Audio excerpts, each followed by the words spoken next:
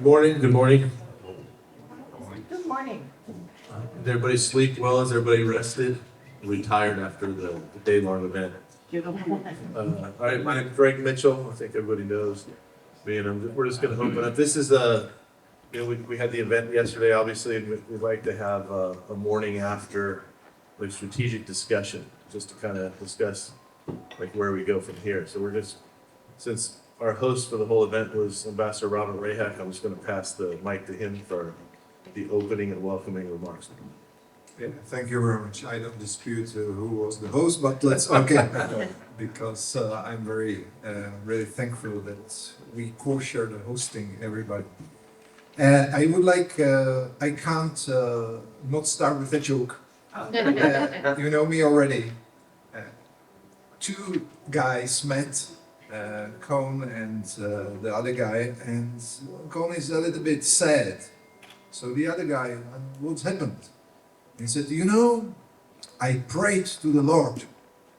And I said, Lord, in the Bible, there is a verse that says, 1,000 years in your sight are like a day that has just gone by. So, Lord, if you give me $1,000, it's just like $1 you would give me, right? And the other guy asked, and what was the answer? Wait a little bit. I use this joke because yesterday we had fantastic conference, very fruitful, but now we have to do the practical steps, which should be not just what we do now, but we have to aim for also like long time ahead. I got fantastic replies for what was going on the panels, about the discussions. I got really very good feedback. But most of the feedback is invisible. There are some people that expect that the results will come immediately, or that the results will be like in the help of somebody.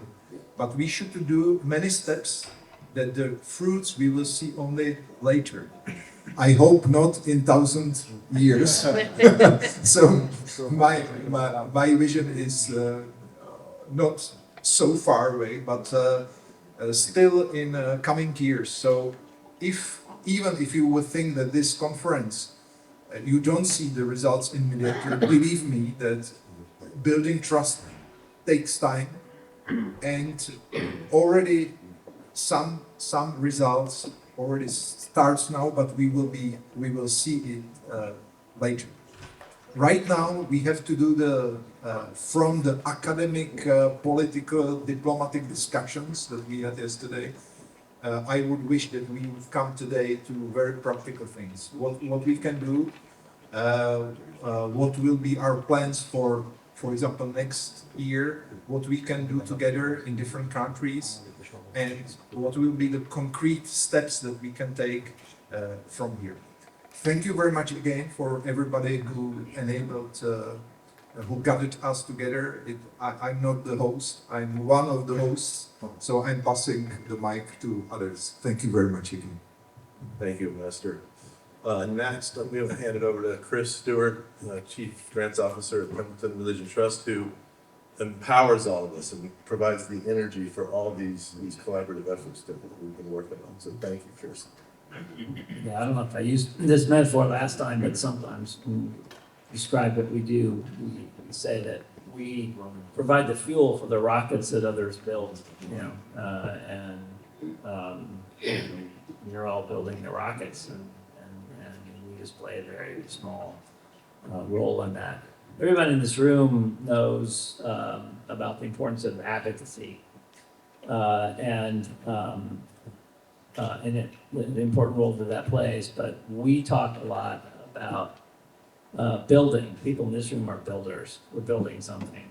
We're building communities, whole societies. And if you're going to build something, milk that metaphor a little bit, what do you need? You need a blueprint. You need to have some idea, a vision of what the thing is that you're building. You need raw materials. And you also need people with the skills to know what to do with those raw materials to actually produce the thing that you envision. And so those are the kind of people in this room, and that's the kind of conversation we want to have today. Very, very low to the ground. And the first segment, Greg's going to set up in a second here, is going to prime the pump a little by providing some concrete descriptions, some things that are happening, some building that is going on. And then I guess we'll have a break and then come back with discussion. So Greg's going to set that up. So thanks for being here this morning. Thank you, Chris.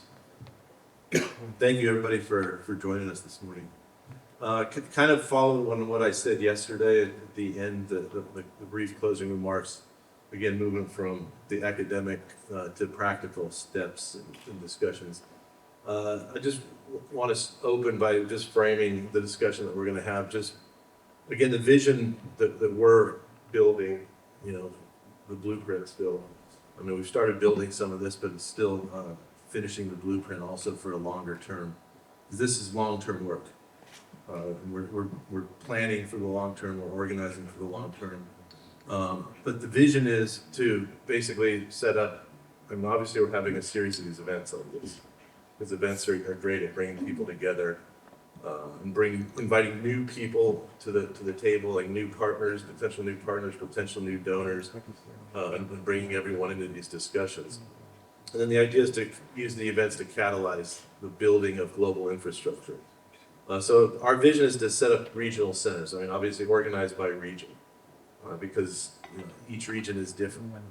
Different culture, different heritage and experience, and even sub-regions within larger regions. There's no one Europe. There's no one Middle East. There's all these little sub-regions with different dynamics.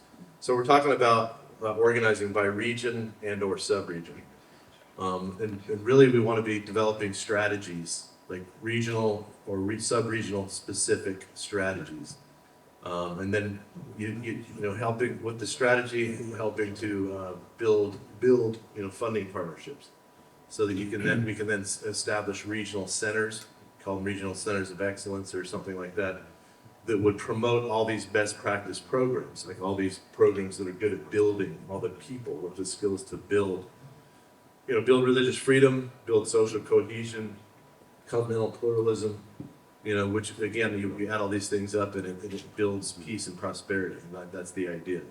And it's bringing people of all faiths and beliefs together and building social cohesion by bringing them all together and getting them to engage each other cooperatively and constructively across their deepest differences, getting them working together, getting them working with their governments, to solve social problems and implement public policy. So this is so we've already started building this. We're developing good models already.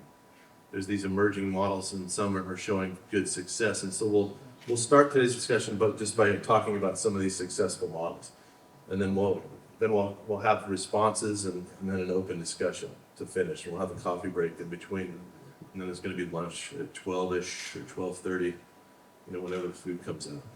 If that sounds okay. So to start, I want to introduce Wade. I mean, there's a couple programs. One, there's multi-faith religious freedom roundtables that we've been doing. We've had one in Washington. It's been going for 14 years. That Chris Snyder over here co-founded, again back in 2010, and it's still meeting. So it's a successful model. That's meeting every week. And it's a weekly meeting online, so people from all over the globe log in. But we've started to replicate the model, but each replication is customized for the local context.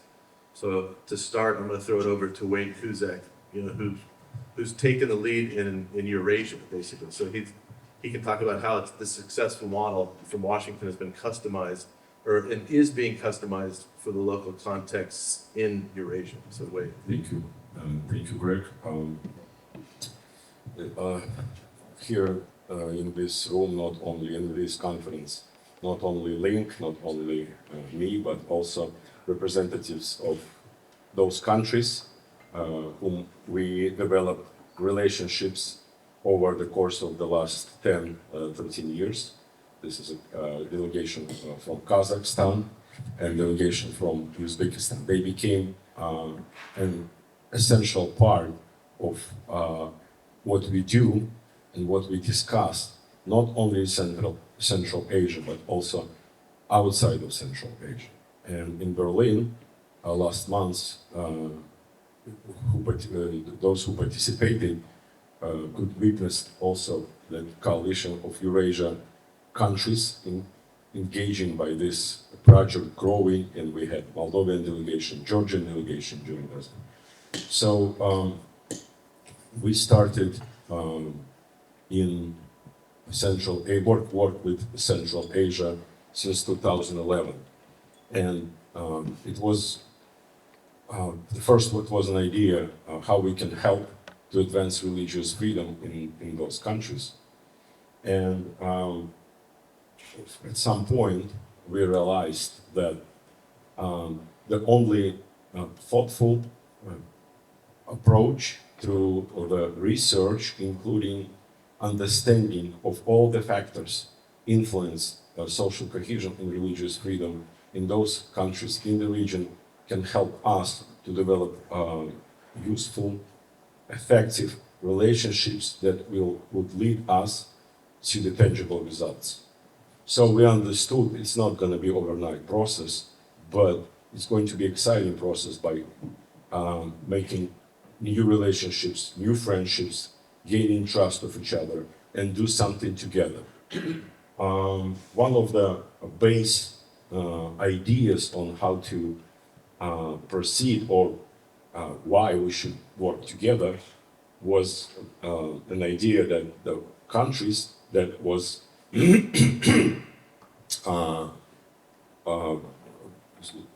came from the Soviet Union space are not an enemies on any religions. The Soviet Union was an enemy for the religions, and the Soviet Union designated itself to eradicate all religions from its territory. But Central Asian countries, as all the other countries that came up from the Soviet Union space, were not enemies of the religions. And the problems that they have with religious structure, with religious freedom issues are not related to an opposition to religions. So we started our research, and we started creating the partnership outside as an international partnership and inside with the government, civil societies, and religious communities. And Roundtable was an essential part of it because we started the Roundtable. Roundtable helped us to have our first in-country research. When Greg and I traveled in Kazakhstan through the regions, we gathered together representatives of civil societies, religious communities, and the government to discuss the ideas we developed in Washington. Other ideas that was developed across the world in help to advance religious freedom. And we were asking local people to provide their feedbacks. Based on the feedback we received, we developed the programs. So it immediately gave the local people, local authorities, the feelings of ownership of this program. They were participated in the program development, and they developed the program that they need and they believe in. And we are implement these programs all together. So now, 11, 13, depends on the country, years later, we developed a strong coalition in each of those two countries, Uzbekistan and Kazakhstan, that works on advancing religious freedom and social cohesion with already tangible results.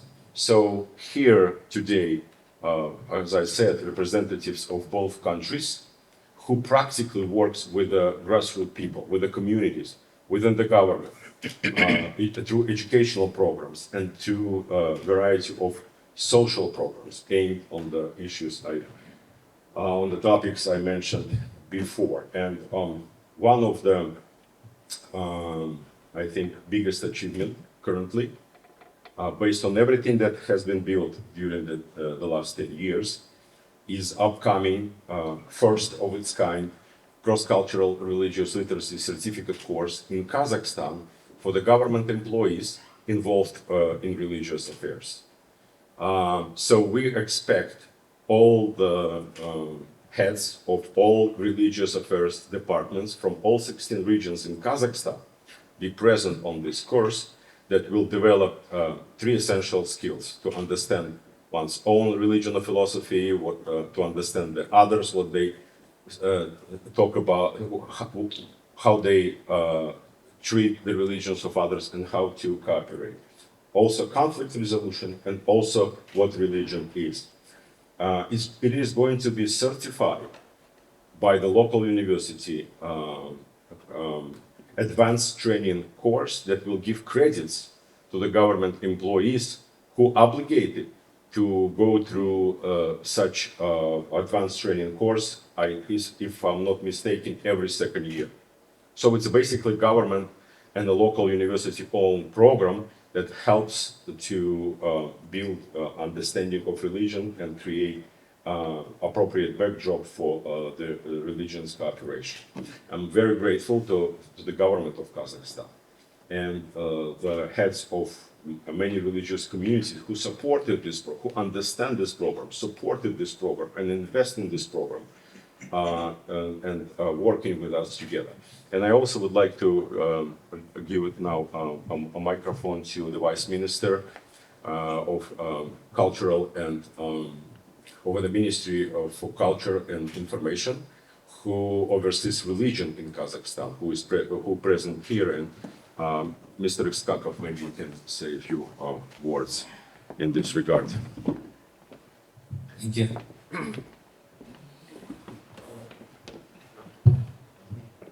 Thank you, Mr. Yusuf, for the good words about us. Thank you. Good morning, Your Excellency. Good morning, dear friends. Sorry for my English.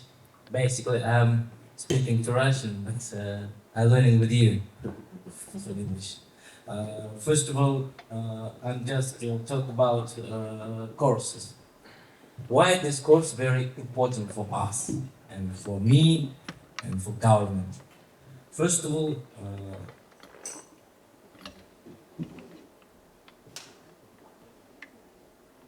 we work on our promoted tolerance.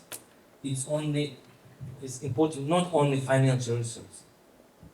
The most important for us, the first, it's we need to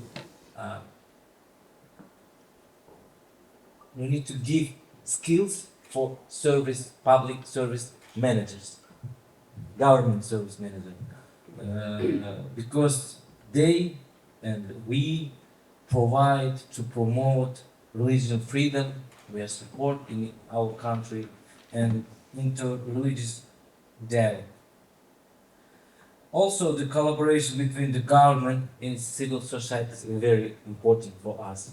And of course, this like IRF and other international organizations, the collaboration with him is very important for us. And I'm really appreciate for Greg Mitchell and for Don Cusick for organization this course. It's very important for local government because they really personally provide and they implementation our solution in the local and the simple people. So I repeat again, all invite in Kazakhstan.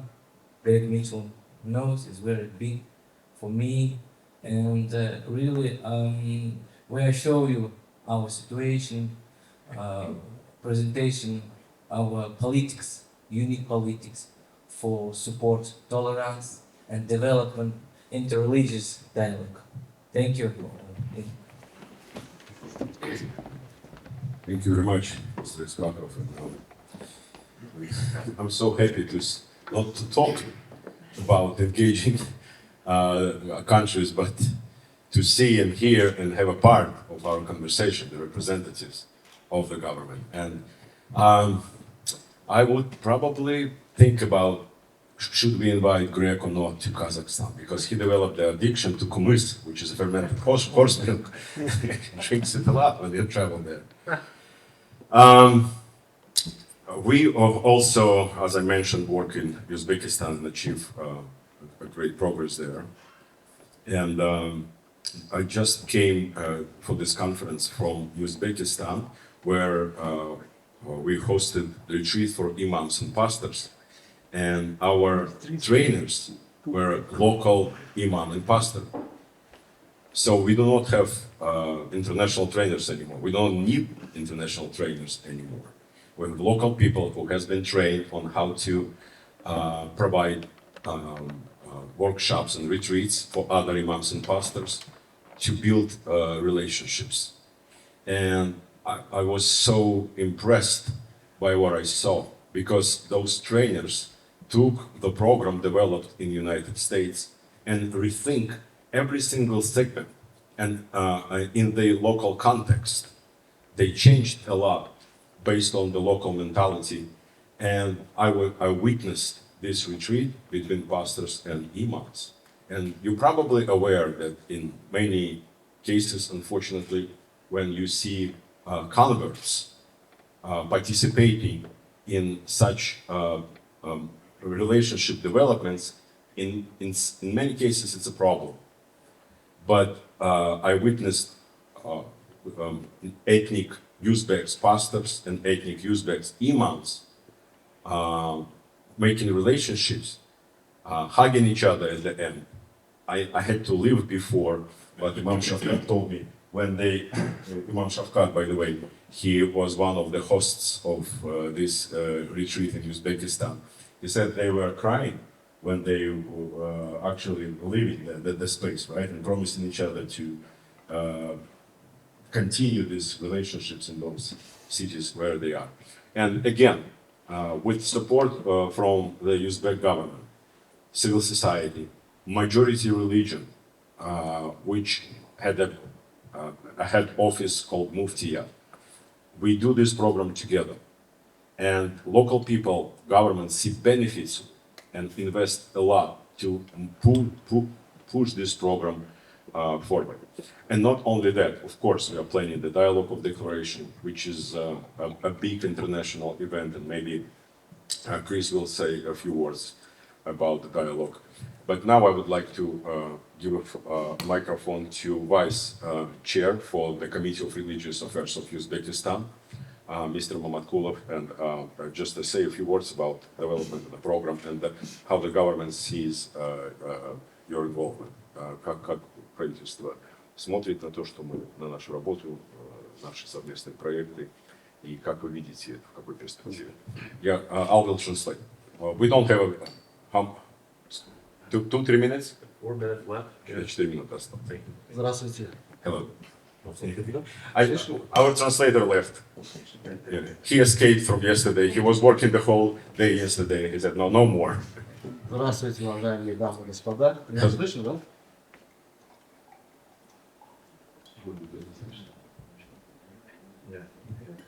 Oh, there you go. Здравствуйте, уважаемые дамы и господа, уважаемые организаторы мероприятия. Hello, ladies and gentlemen, and event organizers. Позвольте мне поблагодарить вас за организацию этого хорошего, отличного I would мероприятия. like to thank you for organization of such a great event.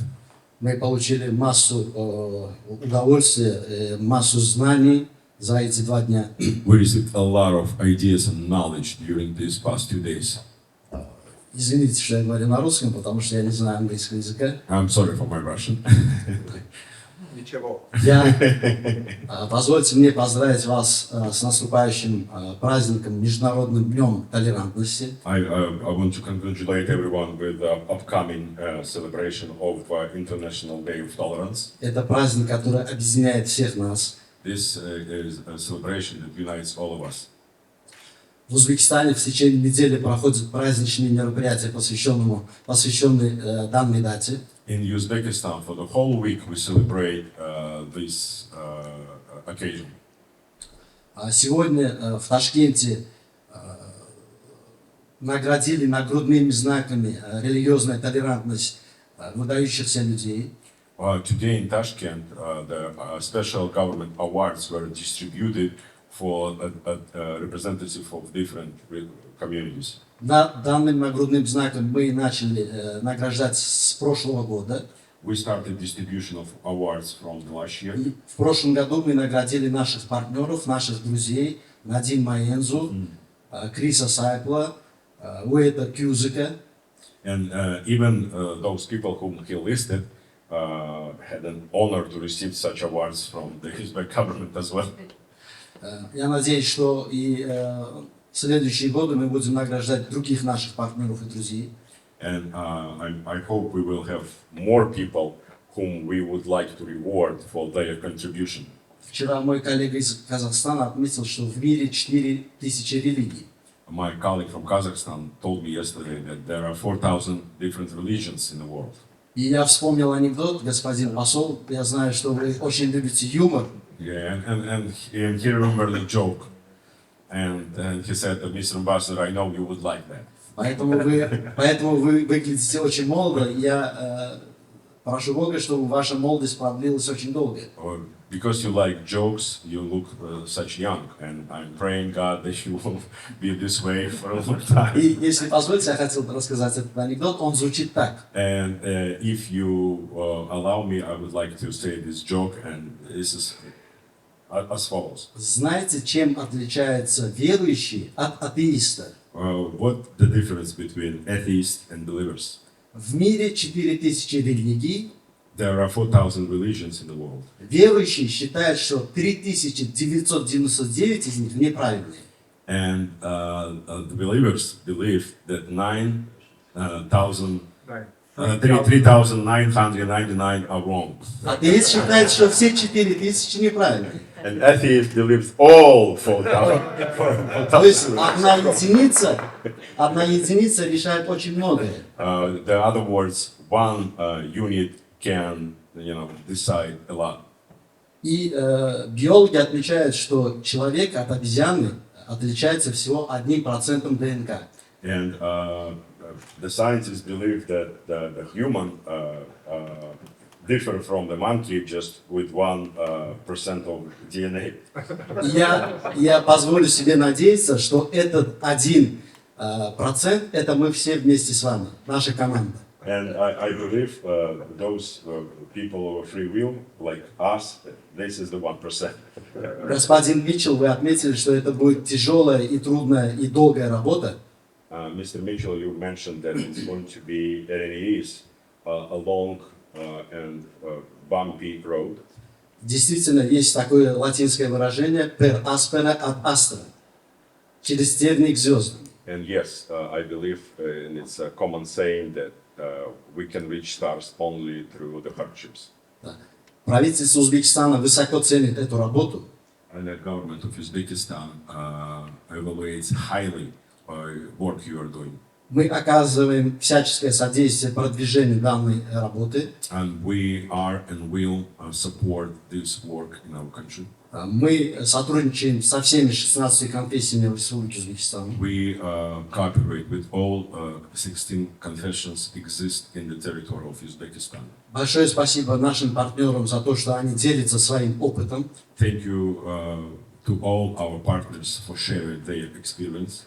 В сентябре 2025 года у нас пройдет большое мероприятие «Диалог деклараций». In September of 2025, we will have a huge event called Dialogue of Declarations. Мы постараемся провести его на самом высоком уровне. We will try to conduct this event on the highest level possible.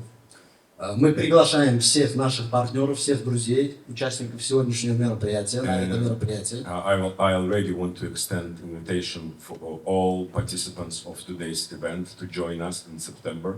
Потому что это очень важно для всех, для всего человечества, для всех народов на земле. Because it's very important for all the mankind and for all the peoples on this earth. Большое спасибо. Thank you very much. Thank you. Thank you. You can see where, over the years, these friendships have developed. We're friends. And thank you, Mr. Vice Minister, for your comments, and thank you for the invitation. Yeah, we'll definitely come back to Kazakhstan. Hopefully, we'll look forward to a joint trip soon, which we discussed this week. And again, friendships, we can joke with each other. while we're doing the serious long-term work, and thank you. Do you want to say? Even joke about my look. Forever young. Forever. So we've had a long-term relationship with our Kazakh friends and our Uzbek friends. But I see Guram down there from Georgia. We're beginning our long-term, friendship with Guram and our partners in Georgia. So welcome, Guram. I'm glad you're here, and look forward to our next trip to Tbilisi as well. Okay, thank you, Wade. Next, we're going to move. I'm going to call on Matthias Ho from Indonesia. He's got an amazing another model now. And Wade mentioned it. It's being customized in Eurasia. But Matthias has a phenomenal cross-cultural religious literacy program that they've been building in Indonesia, and I think it's going to be spreading throughout Southeast Asia soon. But Matthias. Thank you, Greg. So thank you for the opportunity. In Indonesia, I'm the executive director of Lemena Institute based in Jakarta, Indonesia. So as you know, Indonesia is a pretty big country with almost 300 million people. About 87-88% are Muslims. So we have the largest Muslim population in the world. We have more than 1,000 ethnicities, 600 languages. So basically, it's pretty diverse, and 16,000 islands. So one of the issue that is facing the nation. A few years ago, there was a survey among the teachers and educators, which shows a high level of increasing intolerance and radical opinions. And of course, there's also talk about the issue with the religious freedom. So basically, what we are thinking is that how do you address the growing intolerance and extremism, and also how to help protect, promote the religious freedom, which is sometimes quite tricky because religious freedom, the term may be viewed as the Western agenda in not only in Indonesia, but in many parts of the Southeast Asia region. So the idea is how can we develop an innovative way to promote inclusive and cohesive society? So basically how to build trust and address the prejudice and negative stereotypes that is growing. Actually, if you look at the world, it's not just in Indonesia. I think in everywhere, in many countries in the world, even in the UN Human Rights Council session in March, the UN High Commissioner actually talked about the needs for an inclusive faith literacy because of the growing division and polarization in the society in many countries. So what we are thinking is that how we can develop a systematic and actually a massive approach to deal with this. Why it has to be systematic? Of course, because we want to see whether we can measure the result. And also, why massive? Because we are actually dealing with these intolerant opinions. So if, for example, if we train people to be tolerant, we know that people may be bullied by others because they are trying to promote tolerance and peace. So somehow we have to deal with that. So the CCRL in Indonesia, actually, we launched the program in 2021. It's not just one program, it's actually a set of programs because we know that there are so many variables that we have to deal with. We basically began with a brilliant framework that was developed by Chris Seipel and Dennis Hoover, the cross-cultural religious literacy that I won't have time to go very deep into this, but you can read the paper. It's basically we focus on the three competencies. There are three competencies and three skills in the CCRL, but we focus on the three competencies on how to train the people, especially in our case, we focus on the teachers, on how to train them to have the competency to build not just a peaceful interfaith relations, but to have a multi-faith collaboration. Because we believe that in a religiously diverse society, we need to be able to collaborate with people of different faith. Interfaith dialogue is important, but it's actually a first step. Because we've been looking for ways of how we can move beyond interfaith dialogue. Because Indonesia has been doing interfaith dialogues for years, maybe for decades. I think it's one of the experts in interfaith dialogue. But the question is that why, when we do survey, national survey, we keep seeing sometimes a pretty high level of intolerance. I mean, of course, I mean, if you go to many of these interfaith dialogue, we keep meeting with the same people. So that's one of the issue, because the people who are engaged is basically the same people. And sometimes, more fundamentally, in interfaith dialogue, sometimes it stops at dialogue. You go out of the room and then you fight each other again. You don't build the trust. So we see the CCRL framework actually a very practical way on how we can help people to build trust. That is by promoting collaboration, because the three competencies in the CCRL are the personal competency, comparative competency, and then collaborative competency. The personal and comparative basically meaning that I need to understand my own religion well, but then also need to understand your religion from your perspective. But that's not enough. We need a collaborative competency because we need to be able to work together and still remain different. So it doesn't mean that if you're Muslim, I'm a Christian, we can work together, and then after that, then our religion becomes irrelevant. No. It doesn't also mean that everything will be the same. No. There will be things where we will continue to be different, but we have to be able to work together, and that's how we build trust. So the approach is that we know from the beginning, we need to build, actually not just train an individual, we need to build a community. We need to build a learning community of teachers that can continuously learn about the CCRL and then learn how to implement that principles in a classroom. Because that we are very limited, but if we want this to be a mass scale, we need to somehow be able to build this learning community. But learning community itself is not enough, because the community has to be situated within an ecosystem that supports the community. So when we talk about the ecosystem, that includes religious education institutions, it includes the government, and it even includes the public. So that's why our program actually tried to address all of these variables so that we build the community, but at the same time how we can build the ecosystem so that the community can thrive in that ecosystem. So in short, the program is that we launched in October 2021. So we just celebrated the third anniversary of the program. So in 3 years, because from the beginning, we always did the program in partnership with other institutions. Because we believe that if we talk about collaboration, multi-faith collaboration, the program itself has to be a testimony, an example of how we can collaborate with people of other faiths and remain different. So until today, we are working together with more than 30 institutions, religious and education. Most of them are Islamic institutions like the National Mosque, several universities, some of the major madrasa foundations with hundreds of schools and madrasa. But now we're also working with Christian foundations, Buddhist, Hindus, and next month, December, we're going to start our first class for the Confucianist teachers. So in addition to that, we are also working with the Ministry of Law and Human Rights and the Ministry of Foreign Affairs in Indonesia. So we begin the program with the basic course, which is a 1-week online course with Zoom and LMS for self-study. LMS basically stands for Learning Management System, where we develop reading material, video, audio, and then we put it in a computer, in the system, in a cloud system, and then we give login ID for each of the teacher in the program. So each of the teacher actually has a student ID. So this is really running like a school. So each of them will log in, and then there are quizzes, tests that need to take. So we'll keep track of their presence in the Zoom, the live program.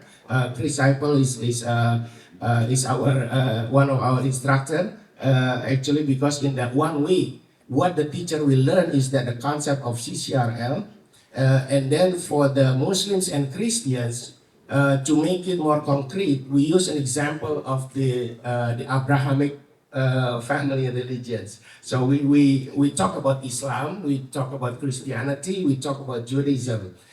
This was actually proposed by the Muslim scholars in our network, because we developed this program together with the Muslim scholars in Indonesia. And they proposed that you need to talk about this, because then we can refer to the Quranic verses on the people of the book, the Ahlul Kitab. So that's why, for example, the Muslim teachers will learn more about Islam, will learn more about Quran from the Muslim scholars in that program, but they will also learn about Christianity from a Christian pastors and Judaism from a Jewish rabbi. Same thing that the Christian teachers will learn about Islam from the Muslim scholars. So the idea actually is we were thinking at that time how you can, well, I think like what Stephen Covey says, the aha experience. How can you produce the aha experience, the paradigm shift only within a week? So that the teachers after this 1 week have that desire to learn more. So that's what we do in that 1 week program. So for those who have graduated, we have a criteria for graduation. So from that course right now, we have run 58 online classes of that.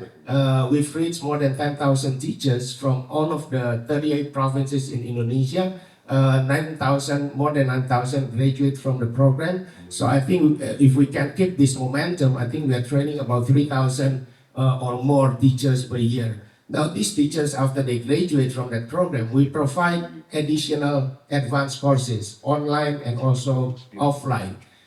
Because the philosophy is that we don't want to burden the teachers because they are already busy, but how can they continue to learn when they have the time? So throughout the year, we offer advanced courses, online sessions, but also I think the more interesting is actually the workshop that we do, the 3 days on-site face-to-face workshop, where we train the teachers on how to integrate the principles into their courses. So instead of introducing new curriculum, for example, a madrasah teacher on Quran and Hadith, then the teacher can now understand how I can incorporate these principles of CCRL, how to become tolerant into my courses on Quran and Hadith. In fact, right now we have a math teacher who can talk about tolerance in his class using the math courses, using the statistics. So in that workshop, we also have the teachers to visit different worship places, because many of the Christian teachers never been to a mosque, or maybe many of the Muslim teachers have never been to a church, and that's really an eye-opening experience from them. And then we ask, like, how can we know this workshop actually has an impact? So we encourage them voluntarily. We don't pay anything to them. We ask them voluntarily if you can send us video on how do you implement the lesson plans in your classroom. We didn't expect anything at that time, but right now, in average, about 70% of the teachers actually send us video of how they teach in the classroom, which is actually difficult because they need to ask their friends to take video. Sometimes they need to get the permit from the schools. But now we have hundreds of lesson plans, hundreds of videos of how they implement this. So that's actually building the community. In terms of building the ecosystem, we regularly do an international webinar where is usually attended about 2,000 people. That's actually, we want to educate the public about the CCRL, and then we also do an international conference on this. Yes, 2 minutes. Okay, thanks. You're very kind. Actually, I already passed my time. So that's basically what we do. And right now, I think Greg mentioned about Southeast Asia, because now we are also working with the foreign ministry because we believe that we get some interest from the countries in ASEAN region. The Singapore government, actually from here, I'm going to stop by in Singapore because I'm going to meet with the Ministry of Culture, Community and Youth, because they want to feature our program in their conference on cohesive societies for next year. And also the Vietnamese, the National Academy of Politics, we are already in preparation to have a group from them to come to Indonesia to see how the program runs, because they want to see how they can adopt the approach to train government officials in Vietnam. So, so that's part of the building the ecosystem, because we believe when we talk about religion is transnational. It will cross the boundary of the nation. So we need to work together as a region. And I think this will be a good as well approach for the ASEAN region to improve our community as ASEAN. Thank you. Thank you, Matthias. Yeah, very promising. Thank you.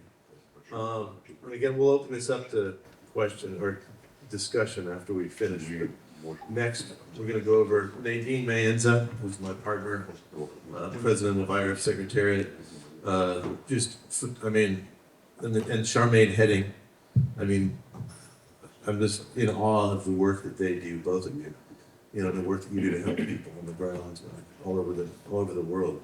But they're gonna talk about a couple of successes in the Middle East now. One in North and East Syria and one in northern Iraq, and those of that same general region. But just phenomenal work, you know, and Nadine's former chair of the U.S. Commission on International Religious Freedom.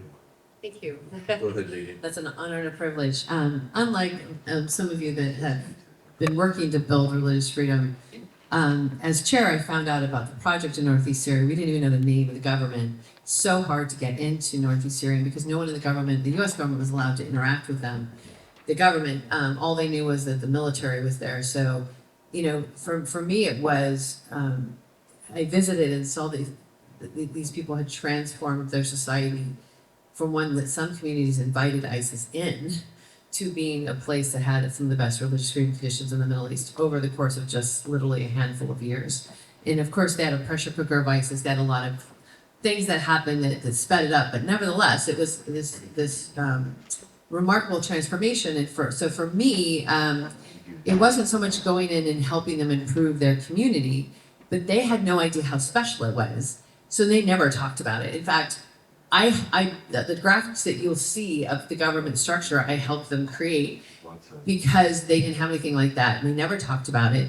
They only talked about how they had lost 11,000 lives fighting ISIS and didn't understand that what the international community needed to hear was how they had built this inclusive government that overrepresents all the religious minority communities, gives everyone a voice, and that they have one of the few places in the world where radicalism is decreasing and it's no longer something they're finding with their own children in their own communities. And so helping them to understand how special it was and how to communicate it in a way that the international community could understand. And I was just telling Chris's story last night, like to give you a sense of just how well organized and their understanding of how to build religious freedom from the grassroots up is you know, when Turkey invaded in 2019 and so many had to flee a lot of the whole strip in the areas because when Turkey invaded, pretty much turned it into like the ISIS caliphate conditions. So all the religious and ethnic minorities had to leave, including the Kurds, or they would be targeted with horrific crimes from these Islamist groups that took over. So what they did is they set up these internally displaced camps, IDP camps, with the entire city basically in them, and they set them up with the same structure of co-chairs, divided by 100 families, 150 families per community, with these 10 committees, and they govern themselves, but they did it in a way that protects their human rights, their religious freedom, and also meets all of their needs. And most of these IDP camps became self-sufficient. They grew their own food, they made their own clothes. You know, you would think it was this beautiful community when you walk into this camp. They have no money, but yet they figured out how to govern themselves in a way that meets the needs of their community, that enough that people aren't being drawn into extremism because the children, the young people are joining co-ops where they're making things or learning skills, whatever. So the model that they've done is something, you know, I'm convinced we can learn from. And when you look around the world and you see all these IDP camps with refugees that fled the world that are waiting for the UN to show up and take care of them. Well, how can we empower them to not only take care of themselves, but in a way that protects their human rights and religious freedom? And so to me, there's so much we can learn from them. And part of what I have been trying to do is, first of all, helping them to communicate that better so that the world can learn what they've done. And also us learn from them so that we can advise other people in other places to be able to come together and change their own communities. And I want to say women played a huge role in this. And I think they're missing in a lot of these conversations. They're the ones that after ISIS it was defeated in their own communities, they pretty much war roomed their communities where all the extremist groups were, how to have their husbands or other imams go speak to them, how to take care of the women that had been victims, and really put together these plans on how to transform their own communities, and then create co-ops so the women that didn't have funds or widows, whatever, could be a part of their needs were met. The young people have hope because they're able to go into these different economic co-ops where they want to skill make a living. Even though they're one of the poorest places in the world, they've managed to become self-sufficient. And so to me, that has been so much of what I feel like my job has been with them, is to help them to tell their story and to learn from them. And hopefully, like I said, we can duplicate what they're doing in other places too. So I'm going to hand this off to my partner in crime here, who actually was working in the Northeast area far before I even showed up there. Thank you, everyone. It's great to be here. So in 2017, I was on the Nineveh Plains with the Christians and the Yazidis, having just had a genocide that had decimated the community, and they had not lived in that area for over 3 years. ISIS had gone in, taken, looted, destroyed, and blown up their homes, businesses, and places of worship. And I'll never forget, as I stood there with probably less than 1,000 Christians who had gone back to what had been over 1.5 million Christians in this area. And I looked at them and I said to them, how are we going to rebuild this? How are we practically going to help genocide survivors get back, come back into this area and keep Christians and Yazidis and other religious minorities that form the mosaic of what we know of Iraq and other areas in the Middle East, when we're looking at a situation where, just like there are no Jews left in Syria, Iraq, or Egypt, we might have no more Christians left or Yazidis left in this area of the world. And we sat down and we brainstormed that night at one of the Christian restaurants, and we came up with the idea that we would restore livelihoods and go back in and economically empower them. Because if families are able to return back after a genocide and be able to earn a living with dignity, pay the bills, send their children to school, you can restore hope and dignity to this community. But not only that, you can economically empower them to be able to take part in the area economically, to be able to participate in the governance of that area because they have economic power, and to be able to form a community economically that is able to network and sustain itself. We have now done over 120 businesses just in the Nineveh Plains in Sinjar alone. I'm going to tell you some of the stats from $70,000 that I invested in 2023 and 24 into the Nineveh Plains. Our return on investment in this area is 3 times. The net income for it is nearly 3 times the total investment of $70,000 after 11 months. After 5 months, the net income was $80,000, which exceeded the $70,000 that we put in. We had a look at what the monitoring and evaluation had a look at what the impact of all of these businesses was in the entire area. And it was so interesting because it wasn't just the direct beneficiaries that had benefited. In other words, the families or these tradespeople that had now come back, but their young people, instead of leaving the country, had come back to join these family-run businesses. So we'd stopped the displacement and the diminishing of a Christian and Yazidi presence in these areas. The second thing that was interesting is that they spoke about a sense of hope for the future. So it had a direct impact on their mental health and psychosocial state of their being. So whereas before there was a lot of trauma, displacement, a lot of issues with domestic violence and other issues that were in the camps and the displacement issues that had happened to them, that they'd been away for three years, lost all their money, savings, and income, they were able to return back the children would come back, so you had a restoration of family. So it had a direct impact on the mental health of many of these genocide survivors. The other thing that was really interesting when we had a look at the benefits was if you have a family that have gone back, they've restored their business, it's impacted them directly. But think about it, if you do it within a community, which is something that we did, we worked directly with the Christians or the Yazidis, and we did it in different areas so that we had economies of scale. What it did was it impacted the whole area. So for example, we had a mechanic store that we built on a deserted road. There were no other businesses and no one else was operating there. Then we decided to do a bakery at the end of that road.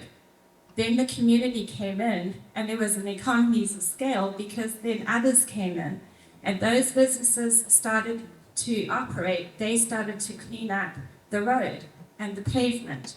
And suddenly you have a busy road that's economically viable and you've restored that entire section of their community or village, whether it be Christian or Yazidi. In addition to that, you're impacting suppliers, you're impacting producers, because now you've got people coming into that area and it's more attractive for people who were considering going back, but there was nothing to go back to. There's no businesses, there's no commerce. You can't get bread, you can't get your car fixed, you can't get your home rebuilt after ISIS had destroyed everything. Now suddenly, because we did very practical businesses, for example, we did paint stores, or we did a ceiling layer, or we did plumbers. So it's tradespeople that we focused on and how to slowly start with businesses that helped build what that particular context needed. So when you transfer that model, for example, over to the religious minorities in Syria, we again looked at where we needed to impact. Now in Syria, we have a problem in that Turkey is restricting the water in a way to force the religious minorities out of northeast Syria, what we call a slow burn genocide. And the issue there is how to get the people to stay if they haven't been able to farm because they don't have water since 2019. So we developed small businesses using solar panels, formed cooperatives, and now we've been able to go in, and Nadine was just there, to have a look at how these small businesses have been able to cooperate together. Instead of doing just farming for themselves, they now are forming cooperatives. They're able to do commercial farming and they're able to employ other families.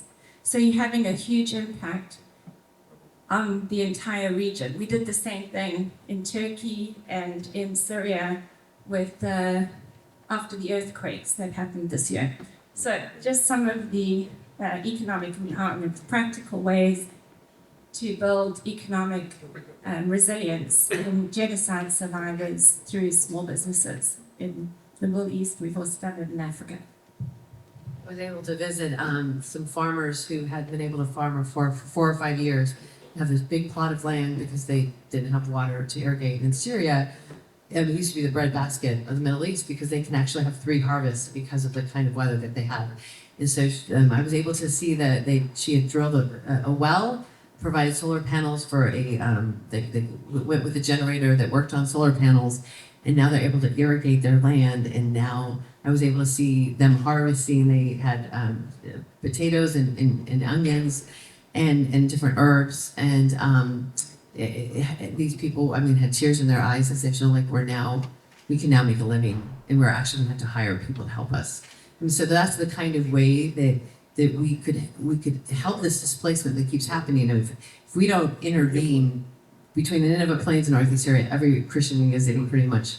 Yazidis have a little bit different. They could stay in Sinjar if we can improve conditions, but pretty much all the Christians will leave. And so, this is another way to keep these communities have the same, the danger, of course, a place like Iraq becomes void of all their religious minorities. It makes it much harder to stop extremism from rising. There's all sorts of bad things that happen. And the Prime Minister knows that. And so he's been actually very encouraging in a surprising way with the work we've done, even the articles I've written to try to help it so that they could stay understanding that how important they are to the fabric of the country. So there's lots of, not just keeping them there, but also improving the conditions in the country so they can be this multicultural, multi-religious place that is accepting of one another, that understands the importance of religious freedom. Removing all the minorities from a place like Iraq would be so dangerous for the entire country, and what that could mean geopolitically is a whole different conversation. And so many different, you're helping a family, but you're also helping the whole society to be towards the values that we're talking about today. Thank you both. Yeah, so you see the importance, just from what Matthias was saying and what Nadine and Charmaine were talking about, the importance of partnerships and collaboration. And going back to Chris's analogy of building the house, and you have all the different, you have the blueprint and you have all the different skills, you have all the different trades, so you have different pieces of a whole, program, you have different people that have different skills, just like a house builder, you have different trades, you gotta put them all together to get the house up successfully.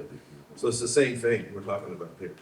And again, like I said earlier, the purpose of these events is to invite potential new partners to the table too. I'm gonna hand the mic over to Andrew Boyd from KAISEED.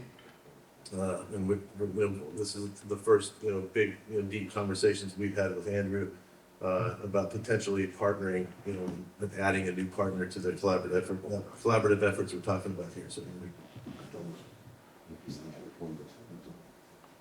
first, a word of thanks to the hospitality of the ambassador, the invitation of Greg and your organization, and particularly grateful to have met the delegations from Kazakhstan and Uzbekistan. I know some of you are familiar or have heard my introduction already about KAISEED. For others, you may not be familiar, so I hope those who are forgive the repetition. The International Dialogue Center, KAISEED, was inspired by a meeting between Pope Benedict XVI and King Abdullah of Saudi Arabia in 2007. In the years following 9/11 and the clash of civilizations conversation happening, especially in that decade, the interest was to raise a level of activity and commitment to interreligious and intercultural dialogue at the international level, especially between countries and in the intergovernmental space. The result of about 7 years of conversation, the center was established as an intergovernmental agency committed to interreligious and intercultural dialogue. Our Council of Parties are the kingdoms of Saudi Arabia and Spain, the Republic of Austria, and the Holy See at the moment. Our Secretariat had been based in Vienna for about 10 years, and 2 years ago moved to Lisbon, Portugal. We have a number of programs. Anybody who's familiar with KAISEED for its history, perhaps at the beginning, we operated a little more like a foundation, but over the decade and change have developed a lot of our own programs. The first and longest operating of which is our International Fellows Program, which is often referred to as our flagship, and which I have the privilege of now directing, having come on board a few months ago. And we have, over the last 10 years, produced 550 fellows, or just under, from 93 countries, 17 distinct religions, and within those a variety of denominational affiliations and movements. Our fellows have produced about 650 individual initiatives and projects that we've provided small grants and training for, with direct impact on somewhere around 400,000 participants, and indirect impact in the low millions that we're still working to measure. Just give you a sense of the profile of our fellows. About 80% have come from the field of higher education, especially in the preparation of future religious leaders, so seminary professors and the like. Most are mid-career. The average age has been about 41, 42, but we've had the range from 21 years to 69 years of age. The two plurality groups obviously have been Christians and Muslims, but then we've had a strong showing of a number of other religions, obviously Judaism, Hinduism, Buddhism, Sikhism, but also Yazidi, Samaritan Druze, and some indigenous religions. The fellowship itself operates as a non-residential, non-stipendary 12-month fellowship program with 3 weeks of in-person trainings spread out through the year in 3 different locations globally. And that's determined a little bit whether the particular cohort of fellows is a global cohort or a regional cohort. And we've offered both, always an international global cohort and then often other regional focus groups at the same time. During the course of the training, similar to some of the other programs we've heard, we concentrate on a combination of introduction to theory of dialogue, to practical skills development for facilitating and becoming trainers of dialogue, as well as introducing certain pedagogical tools such as experiential learning through site visits to religious sites and religious communities. Something that may be very familiar to those of us engaged in interreligious dialogue from some parts of the world, but it's also very new to a number of our fellows that they take with them. And we do so intentionally, as I said, around the world, so that we're also introducing the intercultural aspect. And we often find that for many of our fellows, as interesting and novel as encounter with other religions is, sometimes the encounter with other cultural expressions of their own religion is equally or even more powerful. And so I've had several conversations, for example, from Arab Muslim fellows who we bring to Indonesia or Malaysia or Thailand and experience Islam in Southeast Asia for the first time, is often as eye-opening as walking into a church for the first time or a Buddhist temple.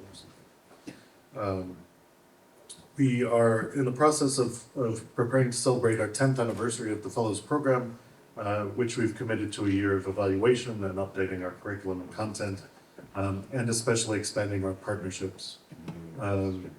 We have some of our oldest partnerships as CAICID includes Religions for Peace, the World Organization of the Scout Movement, for whom we developed a curriculum of non-formal education in interreligious dialogue. But we're looking to expand more what we can do together with universities, with other networks and institutes, and with governments and intergovernmental agencies. We often also respond to requests for training, as we have, for example, ASEAN IPR, with parts of the African Union Commission, especially in ECOSOC, also with various national ministries of education or of culture. And so we try and engage. I've heard the phrase top down and bottom up. That's very much where we're at as well. And so engage in the same way. The Fellows Program, I don't want to give the impression that the Fellows Program is our only program or even takes up the bulk of our activity. We do have a lot of work that is done regionally. We have different teams for each major region where we are involved. Which currently is organized. We have a region, a Europe region, an Africa, a sub-Saharan Africa region, Middle East and North Africa, Arab region, Latin America, and Southeast Asia are currently where we're focused. But our scope is global, and so we're open to doing partnerships. Thinking Central Asia, I don't have enough fellows from this part of the world, so we'll be looking to expand certainly. But it's, I think even though the center has been around 12 years, we're at that preteen space of development in finding out this rather unique identity of being intergovernmental in the world of interreligious dialogue. And so there's still, a lot of opportunity for creative partnership and growth that we're happy to engage. And so we're very happy to be here. to be part of this conversation. I'm very excited already about the ideas. And if I can answer questions anytime, or if you want to talk partnerships, that's what I'm here for. So thank you. Thanks, Andrew. I think the coffee's ready, right? Looks like. So let's take a coffee break. All right, I guess we'll get started, even though not everybody's back to the table yet. I'm just gonna, Nadine mentioned the word, when she was talking about, she mentioned the word fabric. I'm talking about fabric, and so I just wanted to read, it's one of my, I like reading, looking at definitions of words. But I've started defining words when I do a presentation on the round table model. I like to, and just our approach, our builders cooperative engagement approach. So I like to start with defining words. My favorite definition is actually the definition of engagement.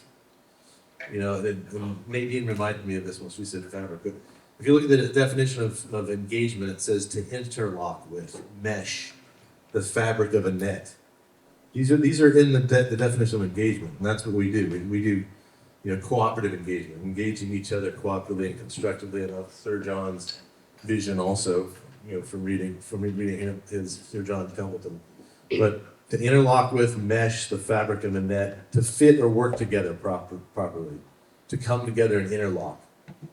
That's what we're doing, and that's what we're talking about. And I was talking to Matthias, like, what's the common you know thread, you know, between, because I was telling him we can customize the roundtable for different contexts. Just like CCRL to a degree is going to be customized also for different contexts. So he was asking me, what's the if the roundtable looks different in every country it's developed in, like what's the common thread, like what's the base it's on if it looks different. I basically said as long as it's the engagement, as long as it's bringing people together and the people are interlocking and working together, and rebuilding social fabric that's been torn apart by polarization and otherness and war, and all this stuff. That's as long as, and that's basically the base of all these programs we're talking about. Is they're bringing people together, getting people to get to know each other, understand each other, work together. Because that's also key what Matthias was talking about. Because that's what we've found in the roundtable over these last 14 years is getting them working together across their deepest differences. That's what builds the trust and reliance, mutual reliance. Getting them standing up for each other, protecting each other and then even love across deepest differences. I can't believe I talk like this now, but I've seen it work. I mean, I used to be a chief of staff to a loser. I used to be a chief of staff to a congressman, and when people would come to me talking about love and stuff, I was thinking they're like a beauty queen. It's just like I didn't believe it. But now that I'm doing this work and I've seen it, so it's workable. So anyway. But that's what we're talking about. That's the common, like the base, the foundation of all these programs we're trying to bring together and build these partnerships and collaborations. So I want to open it up now for any responses to what we all heard yesterday and what we all heard in the first hour and a half this morning. And we have a microphone that can be passed around. If there's any opening responses. Yeah, and here's Simran. Simran just raised his hand. Simran Stoopnagel here. He's on the Earth Secretariat board, but he's a corporate guy. There's another thing before I hand it over to you, Simran. What we're talking about too, when we're talking about these regional strategies, and we talked about this in Berlin a little bit last month, but the need for specific initiatives, that can become the foundation of these of partnerships in different regions. But there was a talk about this, the need for academic initiatives, to provide research that support all this, and to show that it works. But there's a need for corporate initiatives and media initiatives, and youth initiatives or next gen initiatives. But Simran's he's building a concept for a corporate council. But I'm going to hand it over to you, Simran. Yeah, thank you, Greg. Nice to be with you, everybody. I thought it was an incredible event yesterday. Totally expansive from what we usually do, and still not connected to the masses, but incredible and essential in its capacity to reach who we wanted to reach yesterday. really grateful to everybody for being there and putting that together. Last year, a company started by my father was awarded, was recognized as the most faith-friendly company in Europe, which is Yogi Tea. This year, Rolls-Royce beat us. And Greg asked me then to think about and start this corporate council. And so when I listen carefully, as carefully as I can to our speakers, I'm trying to filter it in through a corporate lens so that I can go and explain to corporate executive what the religious freedom movement is, because it defaults into the workplace and the employee resource group and what corporations employees do as they interact with each other. Now, corporations have a lot of success with that, thanks in large part to Brian Grimmen's work in the Religious Freedom and Business Foundation. So you have a Muslim employee resource group at both SAP and Accenture, and Accenture rolls out SAP software products, and so they're innovating, across companies in ways that benefit both firms' strategic positioning, because people of faith have a place to talk. It's like an inter-corporate water cooler. So that's incredible. But I've had conversations maybe with 50, 75 corporate executives and people who understand that world to try to really nail down how this can fit together. And as Eva Weitzman from the Merit School of Business said, if you can turn a corporation into a religious freedom ally, it's like starting 100 NGOs. That's the reach of something that has 100 billion in annual revenues. So I just wanted to respond to Charmaine. It just got me thinking. So I just want to share with you where my thinking goes. Lots of businesses are engaged in transportation. Right? I mean, we have to explain to them what religious freedom means in relationship to liberation.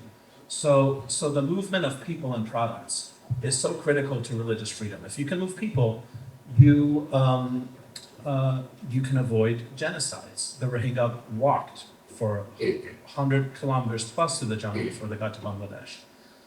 The most faith-friendly company in the Fortune 500 happens to be an airline that moves 100 million individuals each year. Then you have the movement of products. If the Hazaras in Afghanistan could move their product, then and get access to the global economy, it will totally change their capacity to defend themselves. Right? So that's something companies will understand. They understand. They can easily understand that relationship. Then my thinking goes to e-commerce skills. If you can invest like Charmaine has been, and then you can get those products on Amazon or into Instagram ads into populations that will buy, et cetera, then you would greatly increase the capacity of those products to go to market. So e-commerce is in a way is transporting ideas to a consumer. It's again transportation, and so this is I'm working my way through what this all means to a corporation. In early December, I'm with 40 university social responsibility centers at BYU that are talking about something similar. How do we redefine this for corporations, and what is a corporation's relationship to faith? Anyways, final thought I just wanted to share, I'm brainstorming here, is IT skills. We see this in India. 40 million tech jobs went to India and not to Pakistan, because when tech was globalizing, Pakistan was too radical. Now, Pakistan's backed off of its, hard-line religious position quite a bit, but the tech jobs aren't India, but India is hardening. So we see a lot of those jobs now go to Latin America, which is very interesting.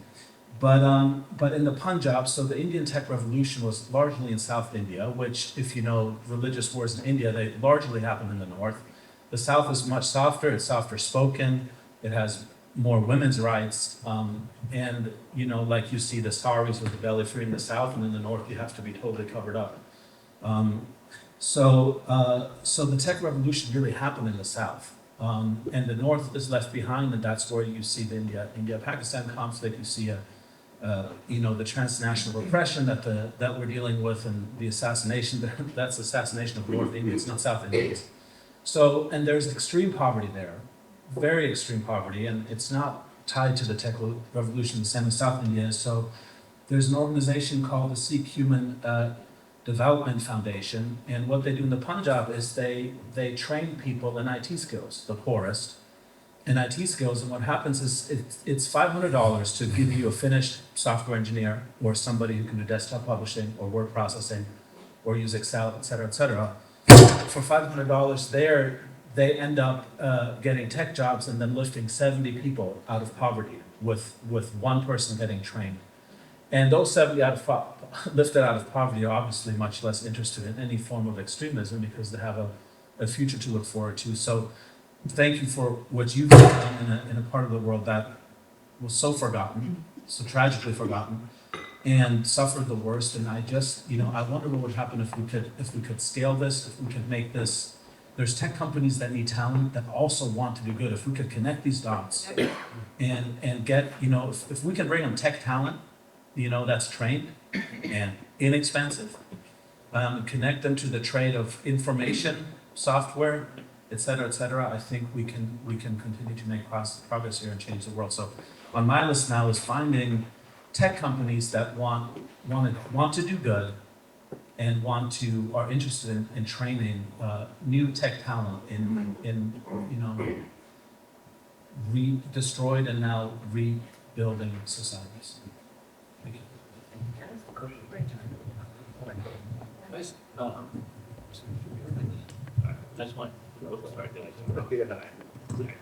I just wanted to ask a question about that, and how social responsibility centers and corporations work. I mean, one of the concepts I'm sure you're familiar with, I learned more about this summer, is investors who investing in, say, SMEs in the global South. It requires what one investor is calling patient capital. In other words, if you're running a mutual fund or something like that, you have fiduciary responsibility to maximize return, but investment is often what it needs. I mean, you were talking about the ROI and what $70,000 for investment. I mean, it's not even a rounding error, for even a small sort of fund. But is there any? I mean, so how does? I guess that the question is, how much of an impediment is that, within companies, like you say, well, they want to provide, helping to increase tech capacity. Well, they're not going to, the point can't be that, it's not like the farmers in the plant, they don't want to export, they're not going to export, right? There's no money to be made here. There's some return, a little bit, but it's very small. So it has to be, the motivation has to be just being socially responsible. We're citizens of the world, and so we have all this enormous capacity. Let's use some of it to sort of to give a hand up to people that are rebuilding their lives and their communities. I mean, so you get the idea. So like, is there that? To what extent is that going to be an issue? And because companies can say, well, we don't do charity.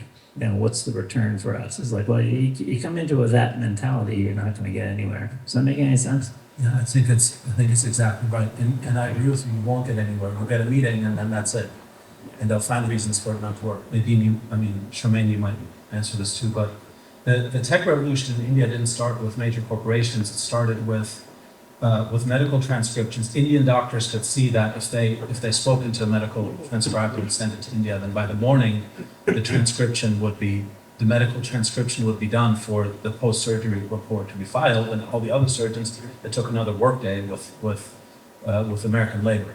So it started with self-interest almost at a grassroots physician level, then to hospitals, and then to major medical, and then to MasterCard. So there is no way to approach corporations and say, hey, you should do something good, because it just wouldn't register. But so you have to have three things. It has to be good for me, it has to be good for you, and it has to be good for the world. And if all three of those are, and I managed business-to-business relationships for a defense contractor. So if those three things are in place, you can get a deal. People there care, and that you'll sit there and you talk to them about what's happening in the world, and they'll start crying. I mean, and on one hand, a corporation is faceless, and evil profit monster, and another that has lots of people in there who care very deeply. So we know how to touch them because we have the human stories that are so devastating. And we can get connected to them through a heart-to-heart connection, that's fine. Then you still have to put a value proposition on the table. Unless you have all of those, I don't think you would get you'd get any traction, but I think we do actually have all of them. It's not asking for a corporate handout, it's saying, hey, you have a recruiting issue, right? So in the in the government's small digression, about 1 million service employees support the U.S. government. That's 1 million resumes that recruiters read and through a company present to the government for hiring approval, and they get hired and you get 20%. So whoever has the resumes the fastest in a 1 million employee market gets the contract from the government to staff those people. That's true for senior, top secret cleared, all the way to janitors. So in a recruiting sense, if you deploy that model, you recruit overnight, right? People go home from work, they upload their resume. The usual model is in the next morning, recruiters go and then they find the resumes and they give it to the person, the charming person who makes the phone calls, and then they call by 11 or by 3 in the afternoon. If you do that overnight on the other end of the world, then by the time the recruiter comes in at 8 in the morning, they make phone calls right away. So it has to be those sorts of value propositions where we do good and we'll get the contract because we're doing good in the world. But the value proposition has to be absolutely solid. Because the executives will put, even if they agree, they'll put their reputations and their careers on the line. If it doesn't work, they just egg on their face. So you have to make them successful. But if you can, the power that unlocks would be huge. Thank you. Yeah, and just one comment. In Egypt, we were working with women who had been trafficked or were converts, different vulnerabilities. And there was a big factory that needed workers to sew. And because it was during COVID, they couldn't bring people back from the factory. So the value proposition I offered them was I formed a cooperative and I spoke to the factory owners and I set up these women at home in business that they were able to do it either with overlockers, with someone that's just overlocking, or actually sewing or cutting the patterns. And we won the contract, and it still happens today. But so everyone benefits it, right? And so I think the key is not to think of this when you're doing small businesses, not to think of it in terms of it's a, funny to say this, but humanitarian sort of help. You have to think of it as how do we get people to be professional and help them to find a niche in the market that then forces those companies to think, this is going to work for me. So that's one of the examples that we did in Egypt.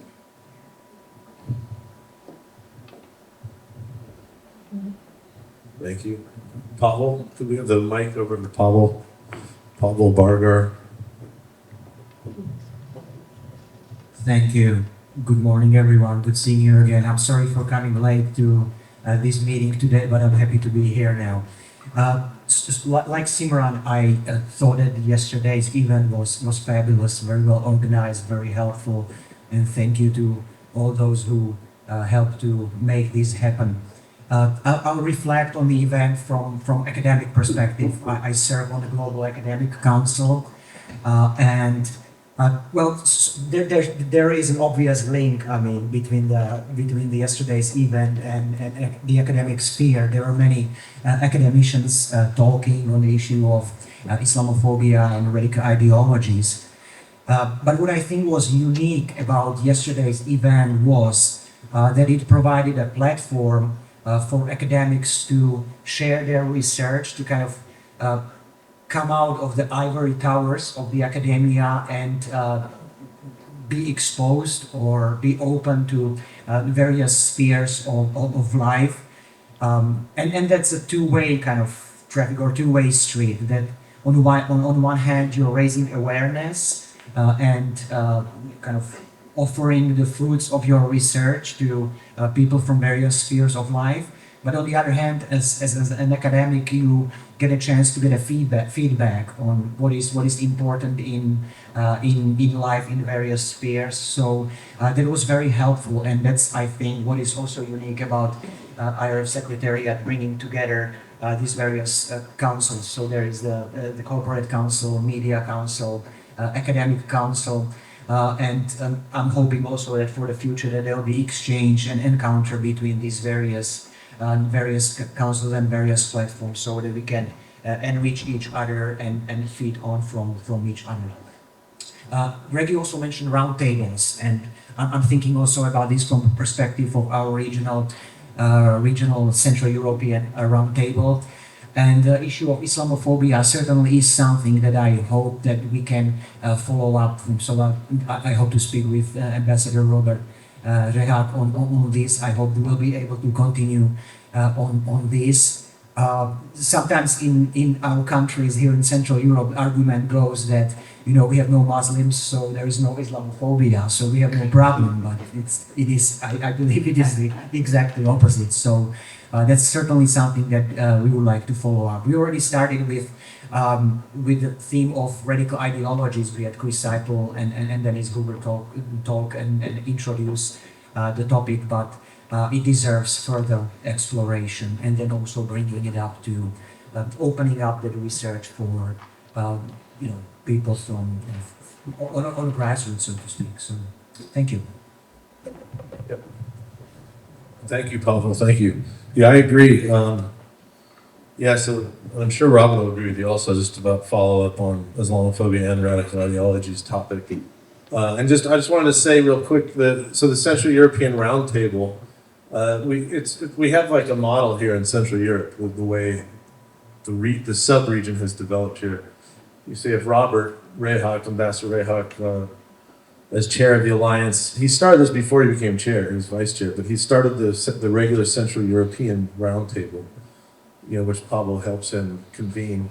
That's a government-run roundtable. Robert or Ambassador Rehak convenes that, runs it, and it's made up of 9 governments and also civil society representatives from those 9 countries. But there's 9, IRFPA Article 18 alliance members that are part of that. From Lithuania in the north down to, I think, Croatia. Hungary. Yeah, there's Hungary, Poland, Germany, Austria. There's 9. Czech, Slovakia, all of them in Central Europe. But it's a roundtable, and they meet virtually every 2 months or so. And then Pavel and Carolina, who you all know because they were helping him with the event, they're part of the Central European Secretariat, and they make up the Central European Secretariat. They're the staff that supports Robert in convening the roundtable and when doing events like this, like yesterday. So there's a model here where you have a government representative running or establishing a roundtable, a regional roundtable or sub-regional roundtable, then having a civil society secretariat support that. And then the next step could be to set up civil society run roundtables in each of the countries of the sub-region. So, I know we've talked to Attila from Budapest about potentially setting up a roundtable in Hungary. Angelica here is from Austria. She's maybe interested in exploring the potential of setting one up in Austria. You have Yurik here, who's here in Prague. So maybe there's even we'd have to talk to Robert because Robert has all and I'm sure you have some relationships too. But that's the next step, I think, is to set up these civil society roundtables that can meet in person periodically in the region and help to inform the regional roundtable that Robert runs. And then that's kind of like a model for other sub-regions, like Sir Charles, I'll call him you here in a sec. But we've talked about developing other sub-regions of Europe similarly. You could I know there's interest in Southern Europe, Mediterranean, that could include and there's IRFPA members there. You've got, I think, Cyprus, you have Greece, but they could also bring in Italy, Spain, everything in the southern part. So, and then, we're talking about Georgia or the Caucasus, on the eastern side in between Europe and Asia, right? So maybe Gurun might be helpful, and that's what we're kind of brainstorming about setting one up on the Caucasus on the eastern part, the very eastern part of Europe. and bringing in countries like Armenia, Azerbaijan, and others in your area. So that's kind of what we're talking about doing. And see, Georgia's a member of the alliance also. You know, so you could have a regional or a sub-regional roundtable that's run by Chairman Zaza, and then you could have a civil society secretariat that would support that, and then help to set up civil society roundtables in the sub-region. So that's kind of what we're looking at as a model for the future. So any ideas you all have on that, but Charles? Thank you, Greg. Thank you, Greg.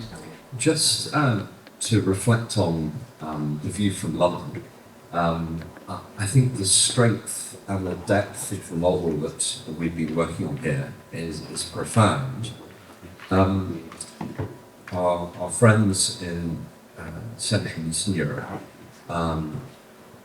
have taken the idea and have run with a government-led approach. We in London 5 years ago emulated the DC model, which was to take a civil society-led approach. We are blessed with significant civil society in the UK in this area, and I think it's enabled us to build up the forum, as we call it, not the round table, the forum.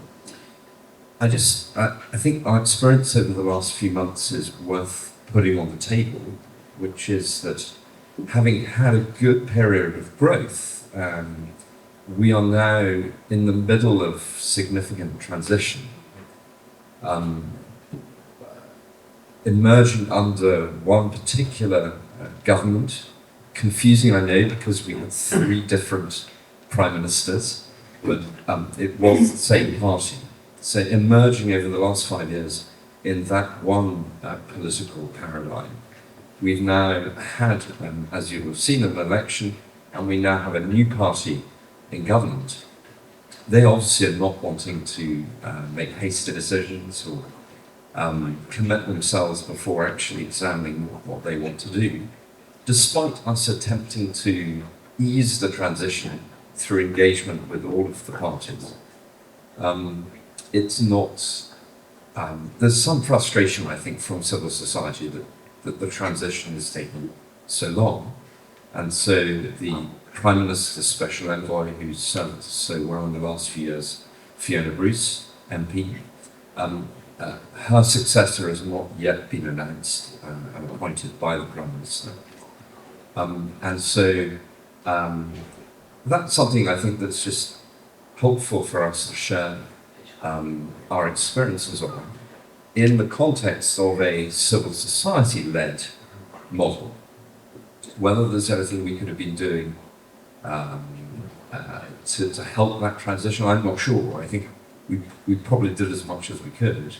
The one thing we failed on was to pass statutory, and this is civil society, as it were, trying to help government. Possibly that was a patronizing approach, but we felt that the American model here of a statutory approach to the structures and the institutions that you guys put in place in '98 would be helpful in the UK context. A bill was introduced to the lower house by Fiona. It was about to be introduced to the upper house by Bishop Philip. The Prime Minister called election for the day before he was set to introduce it. And because of the quirk of our legislative system, because it hadn't been introduced to the upper house, that bill in the lower house fell, as if it had never been introduced or passed in the lower house. Deeply frustrating, and it means we basically have to start again. So that's the limited experience of one other nation from a civil society-led approach. I still think, despite the frustrations, as you guys say, we're in a good place. But it is going to require ongoing work to try to hold the new government to their commitments in opposition, to follow through and appoint a successor, special envoy, and then to really kickstart again the fantastic interaction that we have between civil society and the government special envoy. And we have thought it's worth it.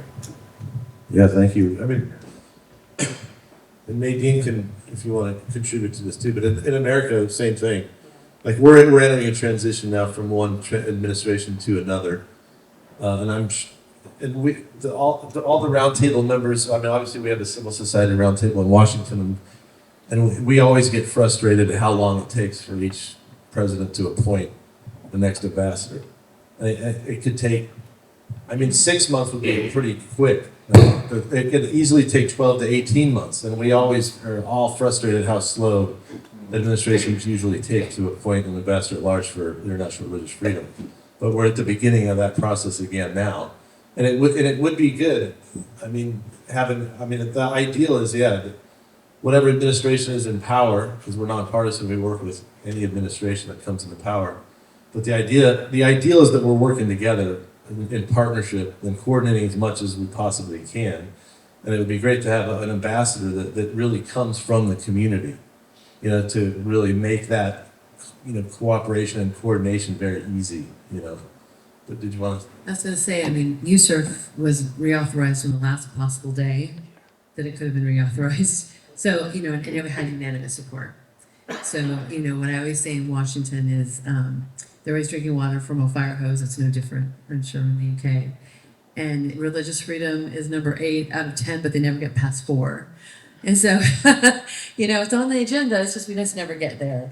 And that's just the reality of where we live, which is why these emergencies get attention. Like I said, the only reason anyone ever cared about Northeast Syria was when Turkey invaded. So that's the one benefit they had, is all of a sudden people cared. So it's almost like the emergency, which of course, in what we're doing we're trying to build, so getting people to pay attention to things before they're an emergency, it is a different kind of thing. And then it makes what we do a lot harder, because it's not the red meat that draws people to jump into it, but it's how to prevent an emergency. And so I think that's always going to be the problem we have in the political space. And that's part of the discussions we've been having yesterday and today related to that. Because you're right, right now it's maybe priority number 8 or 10 or whatever it is, and they never get down that far. But that points to the need for more research, and the academic council and social scientists doing research and coming up with case studies that really show that this kind of work does strengthen stability and security. And integrating religious freedom into every level of every policy discussion. And I think that's part of the problem we've had with U.S. policy is we're siloed off, and we have this religious freedom office that's over here, and they're an advisor, but we're having meetings about important things here, so we don't have the time to include them, but we'll include them for other things. And then decisions are made with no thought on how it's going to impact religious freedom, which of course, if the goal is long-term peace and stability and it's not at the table, guess what? You may get it wrong right by accident, but you're probably going to get it wrong, and then we're not going to have long-term peace and stability. So part of it, to me, is also, I love the changing of languages we're using with so many of you, because that when you were talking about with government officials in the U.S. government about Uzbekistan and Kazakhstan, he's not coming in and saying, religious freedom. It's more like we're building social cohesion. We're actually, working in cooperative engagement together to build peace together and to strengthen our relations with those countries and our, all the other stuff that is on the table before religious freedom is. And so I think part of it is reframing what we're doing. I think all of you, with all that you've written about CCRL and you in Indonesia, talking about human dignity instead of religious freedom. Treating one, and certainly in Northeast Syria, I mean, they use religious freedom, but really human dignity has been their approach. Like everyone's treated the same regardless of ethnicity, religion, or gender. So I do think part of it is changing the narrative so that more people will sit at our tables and be a part of what we're doing. Yeah, just to square that point, this is not anything anyone in this room doesn't really know, but in terms of framing the question, I mean, religion, down to religion trust, we're bullish on religion, but in the context of religion, we're not partisan. We also don't see religion as a sector. And in the United States and in England and the West, they tend to see religion as a sector, not in Uzbekistan and Kazakhstan and Georgia. I mean, religion is in a sector. It's like, yeah, well, it's just religion. You know, it's religion. It's part of society. You know, it's in the fabric. You know, it's woven in and so on. So it's a peculiarly, you know, Western confusion. And so to shift the thinking away from thinking of religion as a sector to look, if you, what, and we have a whole, alongside our pluralism work, is another whole research program. It's probably going to be bigger in terms of our level of investment in looking at the relationship between religious faith and practice and a number of large-scale desirable social outcomes, such as cooperation, peace building, security, economic development, environment. You know, these are all the things that governments care about, and what the research is to actually show that, look, if you do what in the development community they call strategic religious engagement, it's not strategic religious engagement. It's not about promoting religion. It's about achieving your objectives, you know, in terms of development or peace or security. So breaking down the thought that, well, yeah, we'll get to religion. No, I mean, you don't. If you don't engage it now, you're not actually. It's like going at these problems like development or peace building with one arm tied behind your back, in most parts of the world, right? Because if you don't do religious engagement, you're just not going to be effective. You're only going to be understood. In fact, you're going to be feared and suspected. You know, it's like, oh, you don't understand our society. You know, you're talking about religion in a way we don't even think about it that way. So I mean, that's part of the problem, and it's a peculiarly Western problem. It seems to me. Yep. Thank you. You're shy. Let's go. Thank you, come over. So first of all, I'm happy to be here. Israel was represented and not just trashed, so happy to be here. I wanted to ask something just to clarify, it's unclear to me. When we talk about religious freedom, I think of two issues that I want to ask about and want to address. I'd like to take the curious example of France. On one hand, there is I want to know whether religious freedom is addressed when it's threatened by the secular, irreligious side. The bizarre scenes of policemen undressing Muslim women on the beach, those kind of things. And on the other hand, is religious freedom addressed when religious freedom should actually be prohibited? In other words, religious freedom is a negative characteristic. And then again, an example of France, when France decided to crack down on political Islam, with organizations affiliated with political Islam, this theoretically would downgrade it in democracy rankings, whereas in practice is a step forward with social cohesion. So I want to know whether that's factored in also the kind of religious freedoms religious ideologies that we don't want in our society. Question, I'd be glad to talk about this.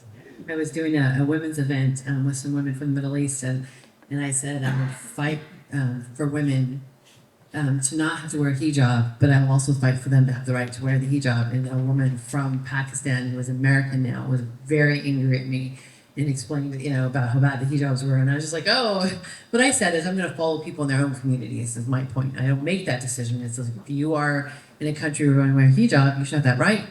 And if you're in a country where you don't want to, you should have that right. And it's funny, you would think that wouldn't be controversial, but it is. So as you know, I think women, they shouldn't be undressed in a country like France. When it comes to organizations that could be a security threat, we have to acknowledge that, you know, countries are self-serving first. They've got to protect their borders, protect their security, and that's always going to be a priority for them. And if we're going to take religious freedom on and say, oh, that should be above your security, we're never going to win an argument.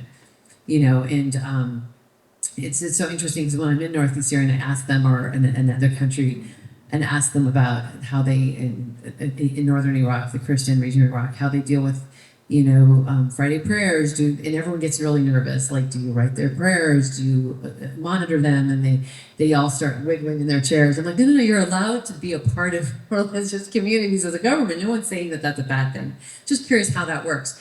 because they're afraid that we're thinking they shouldn't have any say over anything. But of course, from a security standpoint, they want to make sure that there aren't radical mosques teaching in their communities because of the history that they have there. And so, I don't think we ever put ourselves against the security of a country. I think we've been really careful, especially, you might want to speak into this, Chris, because I think you've written a whole lot about this and the fact that they actually go hand in hand, religious freedom and security. I guess I do.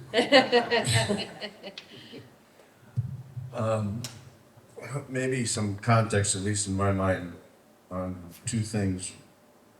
Since 1998, there's been two fundamental approaches to religious freedom. The first has been advocacy, which is outside in, and generally name, blame, and shame. And that that still continues since 1998. But the other side, building, is fundamentally about inside out and self-interest, and there's been three phases of that. There's been religious freedom and security, there's been religious freedom and economic development, and there's been religious freedom and religious literacy, where religious literacy is positioned as professional development, which is what Lemina Matthias Ho presented today. And so the key to any of us developing collaboratives in any region is got to be two things. One is excellence, because excellence attracts. And two is continuation of the self-interest phase. Let me give you an example. The organization I used to be with, the Institute for Global Engagement, where Nadine is the chair, one of our metrics for success was that the desk officer for both countries would come to us when they were new to their position. So the Vietnam desk officer at the State Department and the US officer at the Americas desk in Hanoi would come to us because we were excellent in the product that we produced, nonpartisan, and we had everybody's self-interest in mind. And I think that's the standard that we need as we think about these things with our councils and with the services that we provide for peace and prosperity. If we keep that as the focus of excellent analysis and even wisdom, the world is in desperate need of that, and certainly the religious freedom movement. Because the majority of the religious freedom movement, full circle, is still in the advocacy phase, and there's nothing wrong with that. But that tends to be emotional and without facts. And that kills us, and therefore kills them.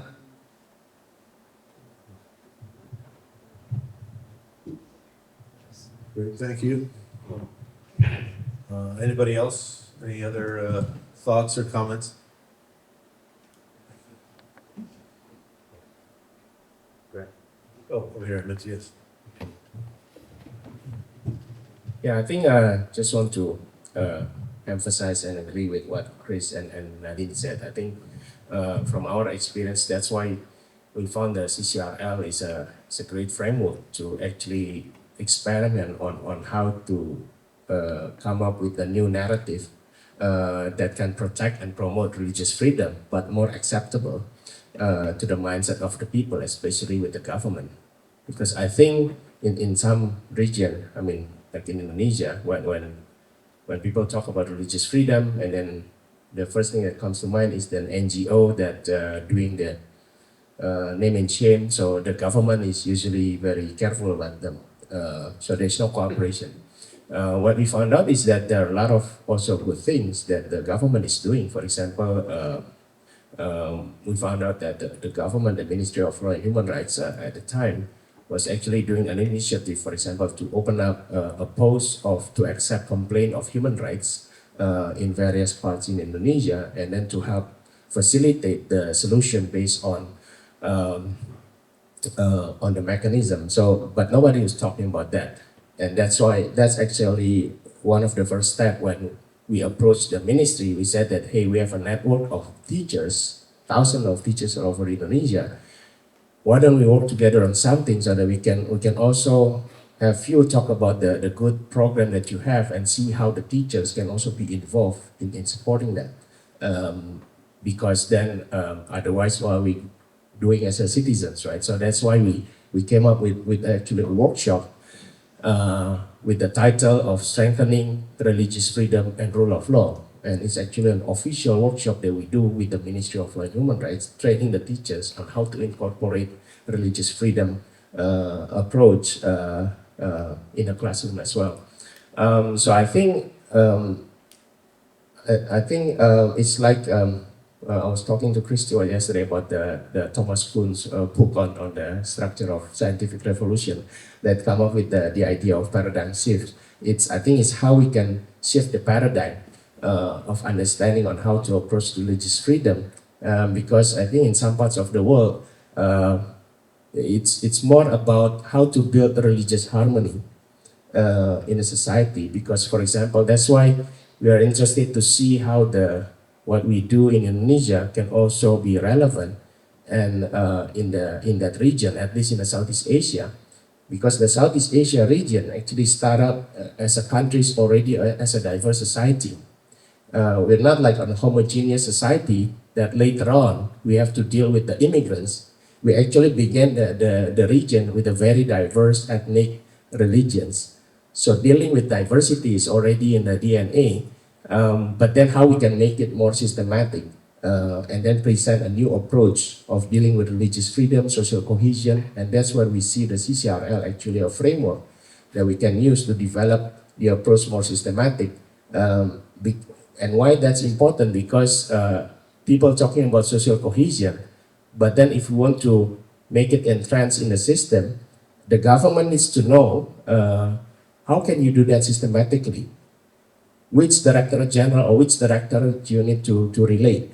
And a lot of these experiments, I think this is where the civil society can help, because a lot of the experiment actually more feasible to do in the civil society without the bureaucracy.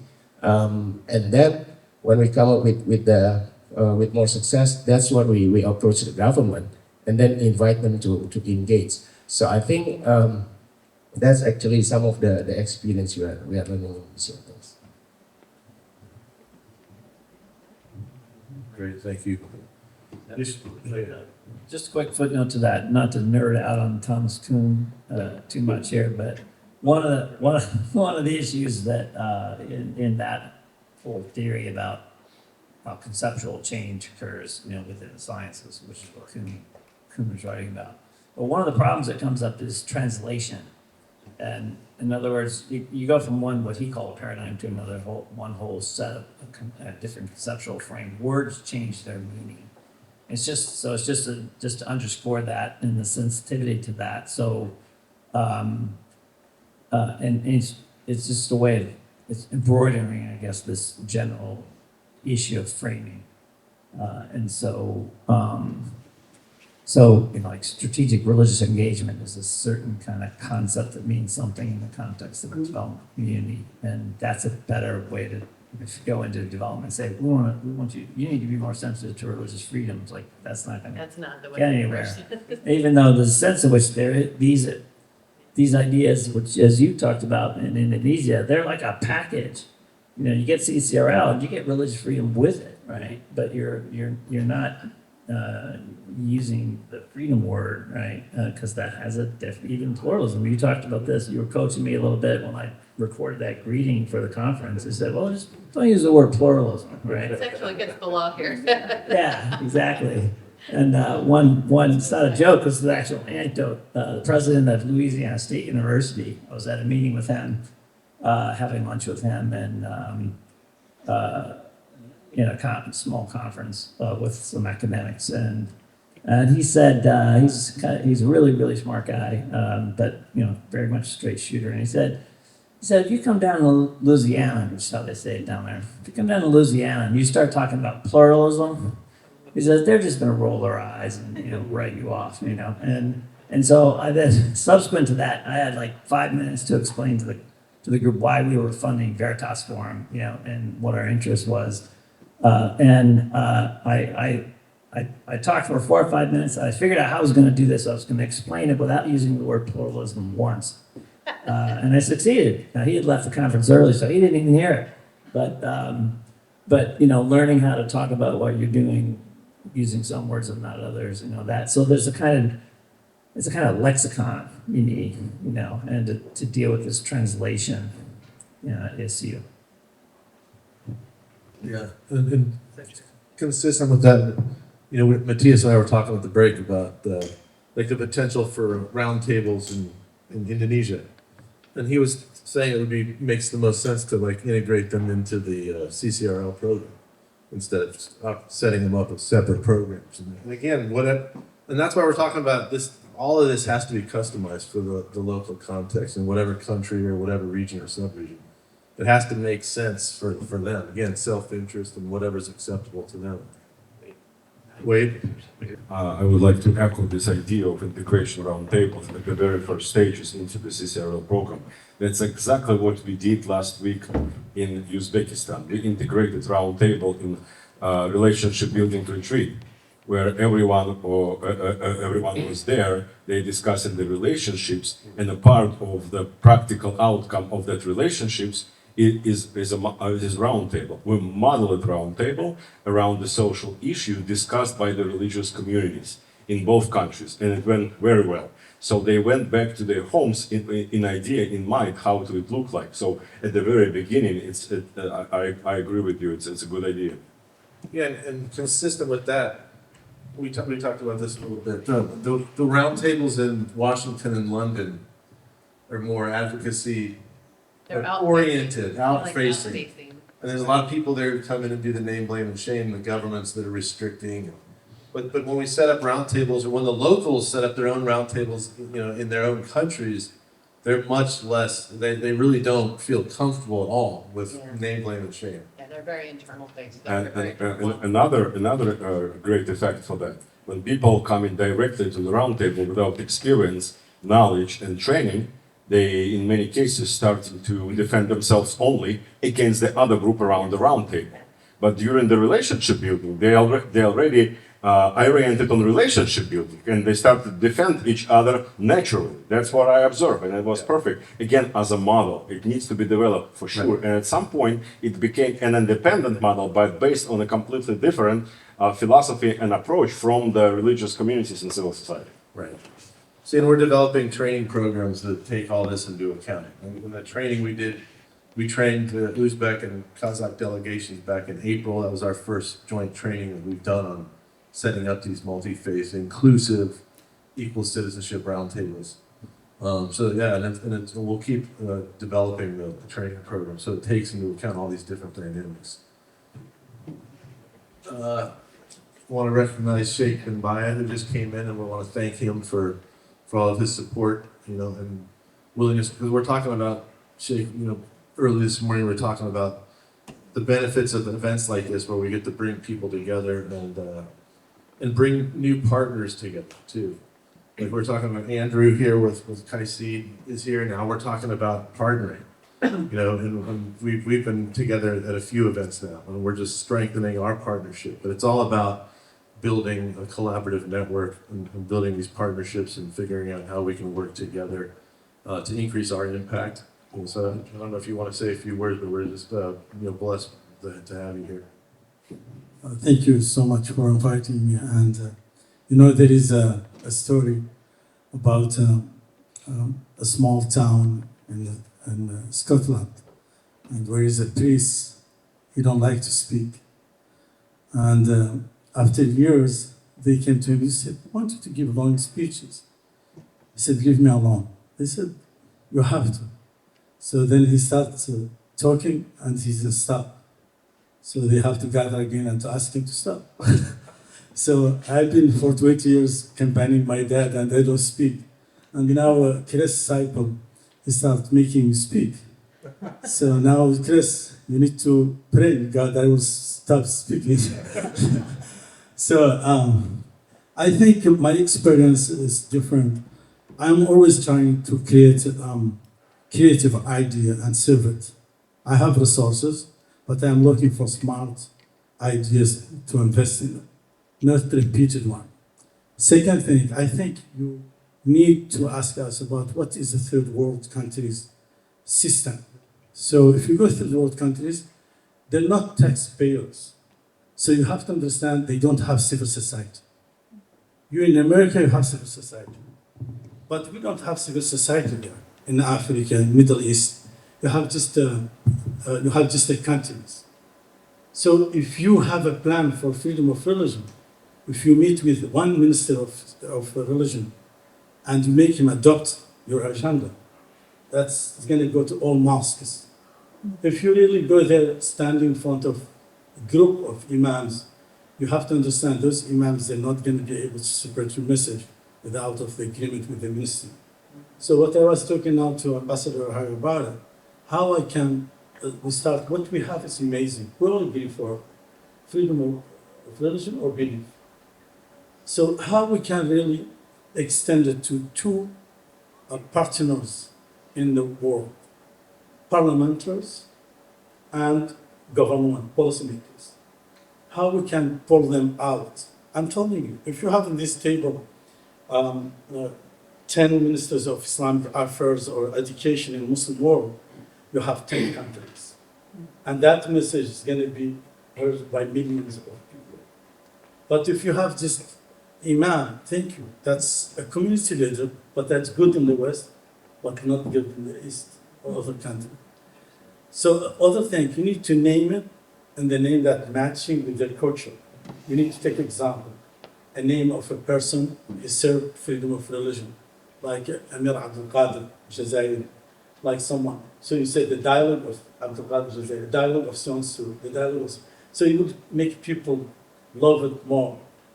You know, it's like you need to make it with, but titling it with the freedom of religion, open it and carry it to the Muslim world. Welcome to Clash of Civilization.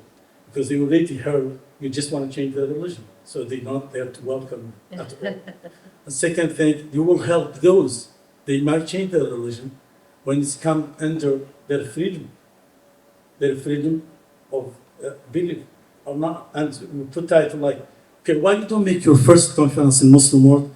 It's from Quran itself. It's the only text, sacred text, has La ikraha fid-din. You cannot push someone to change his religion or to believe what he don't want to believe. So you bring it from Quran, but it serves the international freedom of religion. So if you make that as entry point, this is not because you're plotting or this, no, you're making the mission easy. I met a group of USIP going to change some, doing the Taliban running the country here in Afghanistan, before the Taliban.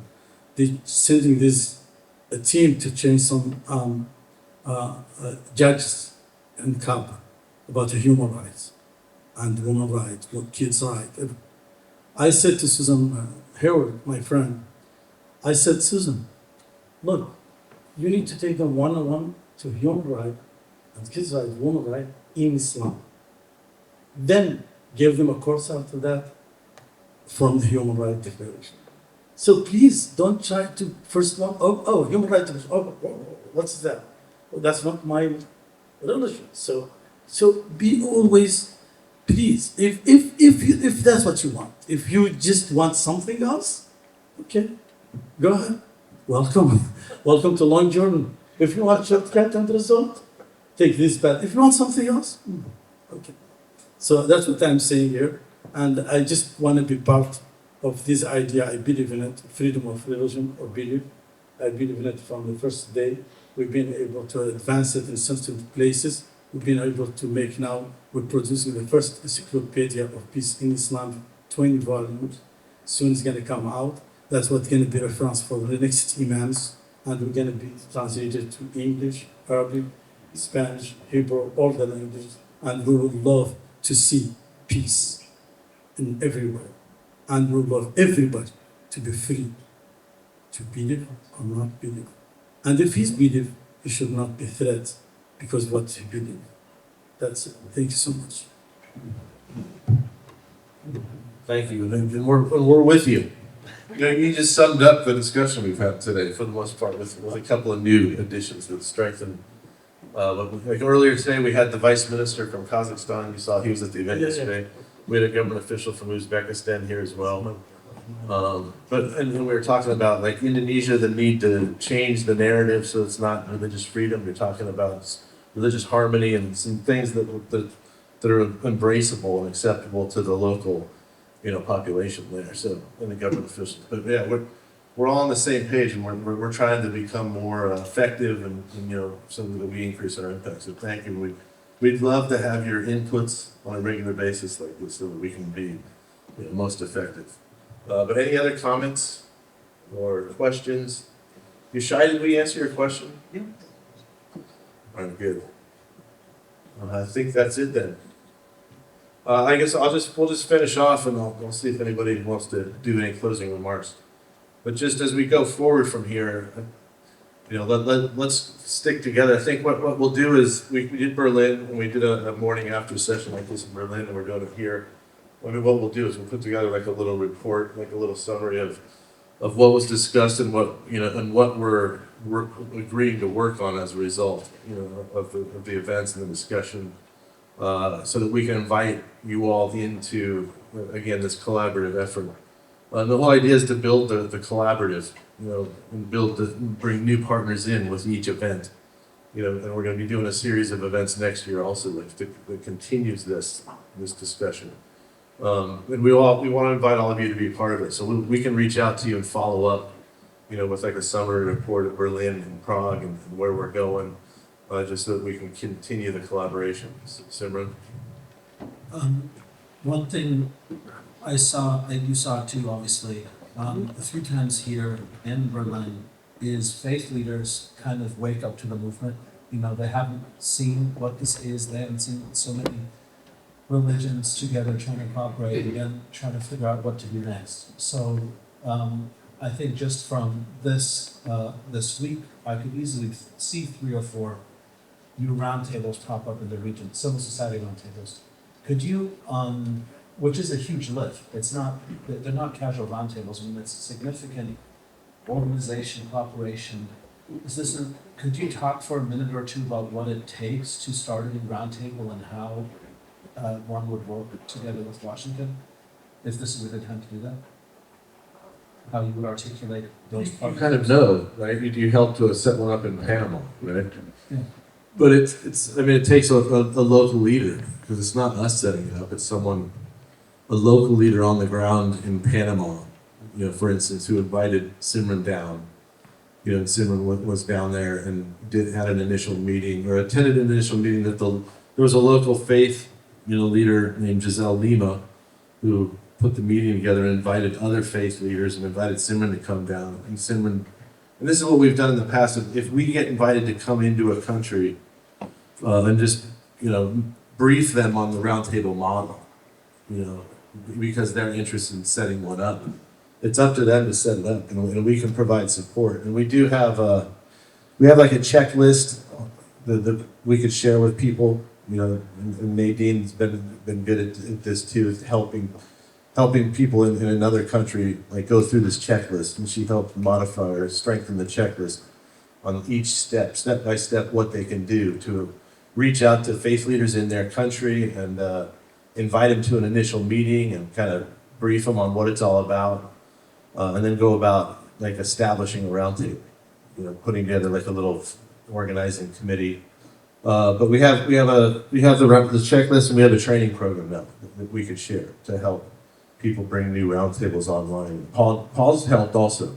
Paul's been part of this. Paul Murray he's on the board of IRF Secretariat. He's also with Global Peace Foundation. Do you want to? Yeah, I just wanted to add. Just want to add to that, what Nadine does also, which is really powerful, is that every roundtable that has chair or co-chairs, she convenes a quarterly meeting with all the co-chairs. So this way it's a give and take, and it's what's best practices, it's addressing the issues that some chairs are dealing with and trying to build up a structure. So when a roundtable is launched, you're not all by yourself. There's still a mechanism in play, and then you get to meet with other co-chairs from roundtables around the world that are dealing with issues, and then you can really collaborate together. So it really brings a much stronger force together. And the critical thing about the roundtables is that it really helps us in bringing together that collective voice. And having regional secretariats and having these quarterly meetings lets everyone know that when there's an issue and a campaign is developed, an advocacy initiative or whatever, all of a sudden it multiplies the impact when you can have this larger community now coming together to speak on these particular issues. So it really works well, and Nadine has done a phenomenal job in really elevating the roundtable and the co-chairs. So just wanted to add that. Did you have anything to add, Simon, based on your experience in Panama and bringing that new roundtable online or helping them? I think one thing that's maybe obvious to us in the US, but not so obvious to local conveners is the kind of network you're entering if you start a roundtable and you're able to connect that to the global network of roundtables. I mean, all of a sudden, as a faith leader, you have access to hundreds and hundreds of NGOs and religious organizations and really a network of religious freedom warriors. And we know that's there because we sit in the middle of it. I'm not sure how that feels to people who are just getting to know the movement. You know, how in one hand, how historic and huge this is. You know, we don't articulate it ourselves that much. We just kind of show it through action.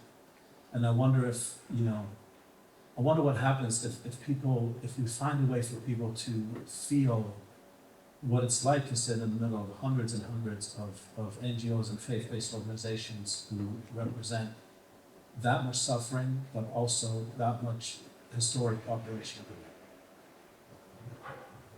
Well, it differs by, like we were talking about earlier, it differs by, depending on where the roundtable is, it differs. And not everybody wants to be part of an advocacy network. You know, again, depending on which country you're in. You know, and again, some of them in one country aren't going to be comfortable with a hardcore advocacy approach. So it depends. But I mean, just the one thing I would say is we are going to be getting better over the next few months at telling the stories, you know, of our roundtable and our partners in the big collaborative efforts that we're talking about here. We are going to be getting much better at sharing that story and you know, marketing what we do. And I just wanted to contrast that we found this, especially in Africa, where every country has an interfaith council, that our roundtables, our multi-faith advocacy is quite different from the interfaith councils and interfaith work that's done in many communities. And the interfaith work is helpful because it's building trust among different religious leaders. But the roundtables are a multi-faith advocacy opportunity. So where in an interfaith, they'll come together and speak about their faiths and find common ground and build trust. With us, they'll come together, assess the religious freedom conditions in their own country, work together in a multi-faith way to make a space so they all can continue to practice their faith. And sometimes they're called clubs, right? Sometimes they're called forums. Sometimes they're called councils. Sometimes they're called roundtables. So even the name of it isn't so important. It needs to be really the local context. But what we find is multi-faith advocacy is something almost completely new to people. And it takes a while sometimes to help people that do interfaith work understand that we're not replacing what you're doing. It's something different. And then once they get it, they're like, wow, you know, and it's neat. I mean, we did this Parliament of World Religions together. And it was interfaith professionals, basically. And they're just minds blown. I'm like, what? This is crazy. I mean, they all kept interrupting us saying, what? Like, this Christian is standing for this Muslim, and the Muslims are helping. And is that happening in your country? How do we not know that's happening in your country? And it's fun because the regular interfaith leaders kept interrupting the regular roundtable to like try to say, wait, can we just hold on a minute? Did your country has that happening? Why isn't that in the news? And because the news doesn't cover it anymore. And, you know, and then they were able to say, oh, now I understand what you guys do. And you stand for each other to continue to fight for a space for religious freedom. And so, you know, that's what makes it so exciting, what we do. But it is something that most people don't even think they need in their community. So we have to introduce that idea and make sure that the kind of people that become lead chairs and co-chairs aren't people that are going to use it for their own benefit. And so finding those right leaders is probably the hardest part, to be honest, that have connections but aren't, aren't going to use it in a way that won't be productive for their own community. So it's a little bit of some wisdom in helping guide, like when someone comes to us, how do you build co-chairs or a steering committee that will serve the movement and not add conflict among themselves, things like that. So as you know, the politics of people is always the most complicated part of anything that we do. And consistent with that's kind of consistent with what Matthias was saying, like the religious harmony. So it's about how you frame it, the narrative, and how we promote this network. You know, to see if they're going to feel comfortably being added to a global network. But see what you were just saying. It's more important that people of all faiths and beliefs are coming together, and trusting each other and relying on each other and protecting each other, than it is just to say religious freedom, right? That's the remarkable thing, is that people are standing up for each other, which goes to the social, religious harmony, which I think is more attractive to people plugging into a network that's building social cohesion, right? And rebuilding social fabric, than to say, oh, this big network of religious freedom advocates, or religious freedom advocacy network. That's my thought. I don't know if you agree, Matthias, being from a non-Western region. Well, yeah, I agree, and I think the question is not which one win or which one lose. Whether is it the advocacy or the I don't know. Sometimes I like to call it the positive constructive approach, because I think what we find out from the approach of the program is that sometimes we think about the CCR program in Indonesia is about finding friends. It's about looking for friends. Because what we find is that many of the teachers in the program, sometimes it's not about opening their mind or something new, but for them to find something they have been looking for. They have been looking for peace. They have been looking for an approach, a community, an endorsement that what I've been thinking, how I relate to people who are different faith from me is actually correct.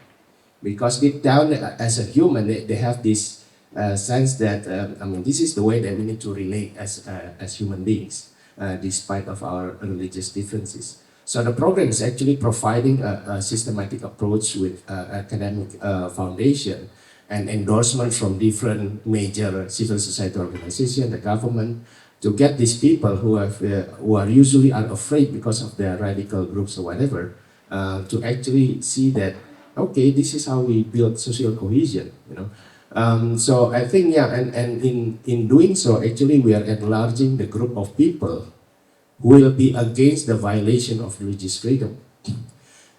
So we're focusing on the positive, growing this group of people, and then how to marginalize the intolerant groups. So I think, I agree with that. So by focusing on the religious harmony, doesn't mean that we are against religious freedom, because our constitution also talks about religious freedom. But sometimes, because religious freedom sometimes is strictly used in a very political sense, that's why for some people, when they hear about religious freedom, they think about politics. And that actually usually a conversation stopper. So that's why we do this, and that's why I think it's not about coming up with a new narrative, but this could be a time where we actually coming up with a new paradigm on how to discuss about religious freedom without alienating another approach. So I think that's what we mean. Thanks. I will steal the mic and use it as an opportunity to thank you very much to everybody. I have, thanks to this our convening, I have another meeting right now at 1 p.m. Somebody who really needs big help because the husband is in the prison. So thank you very much. Can we do a photo with you before you? Yes, yes. So let's make photo because Mahfoud also asked for the photo. Great. And I had for you last joke, okay? It reminded me the joke about the atheist, about the 3,991, okay? So, and I tested the joke on the way with Mahfoud and he was laughing, so it's a good joke. There is an atheist screaming, there is no God! And there is a guy who said, other than Allah. And you like it, Mahfoud? This was a joke for Mahfoud. Because it's true. Because it's true, it's a joke. Okay, thank you very much again. So just real quick, we'll do a photo out here, but again, I'll just to finish, we'll do a summary report with practical actions, next step actions that we can all join and be part of. like there's gonna be more events next year that you'll all be invited to. So thank you so much. And we're gonna have lunch, but first let's do the photo outside.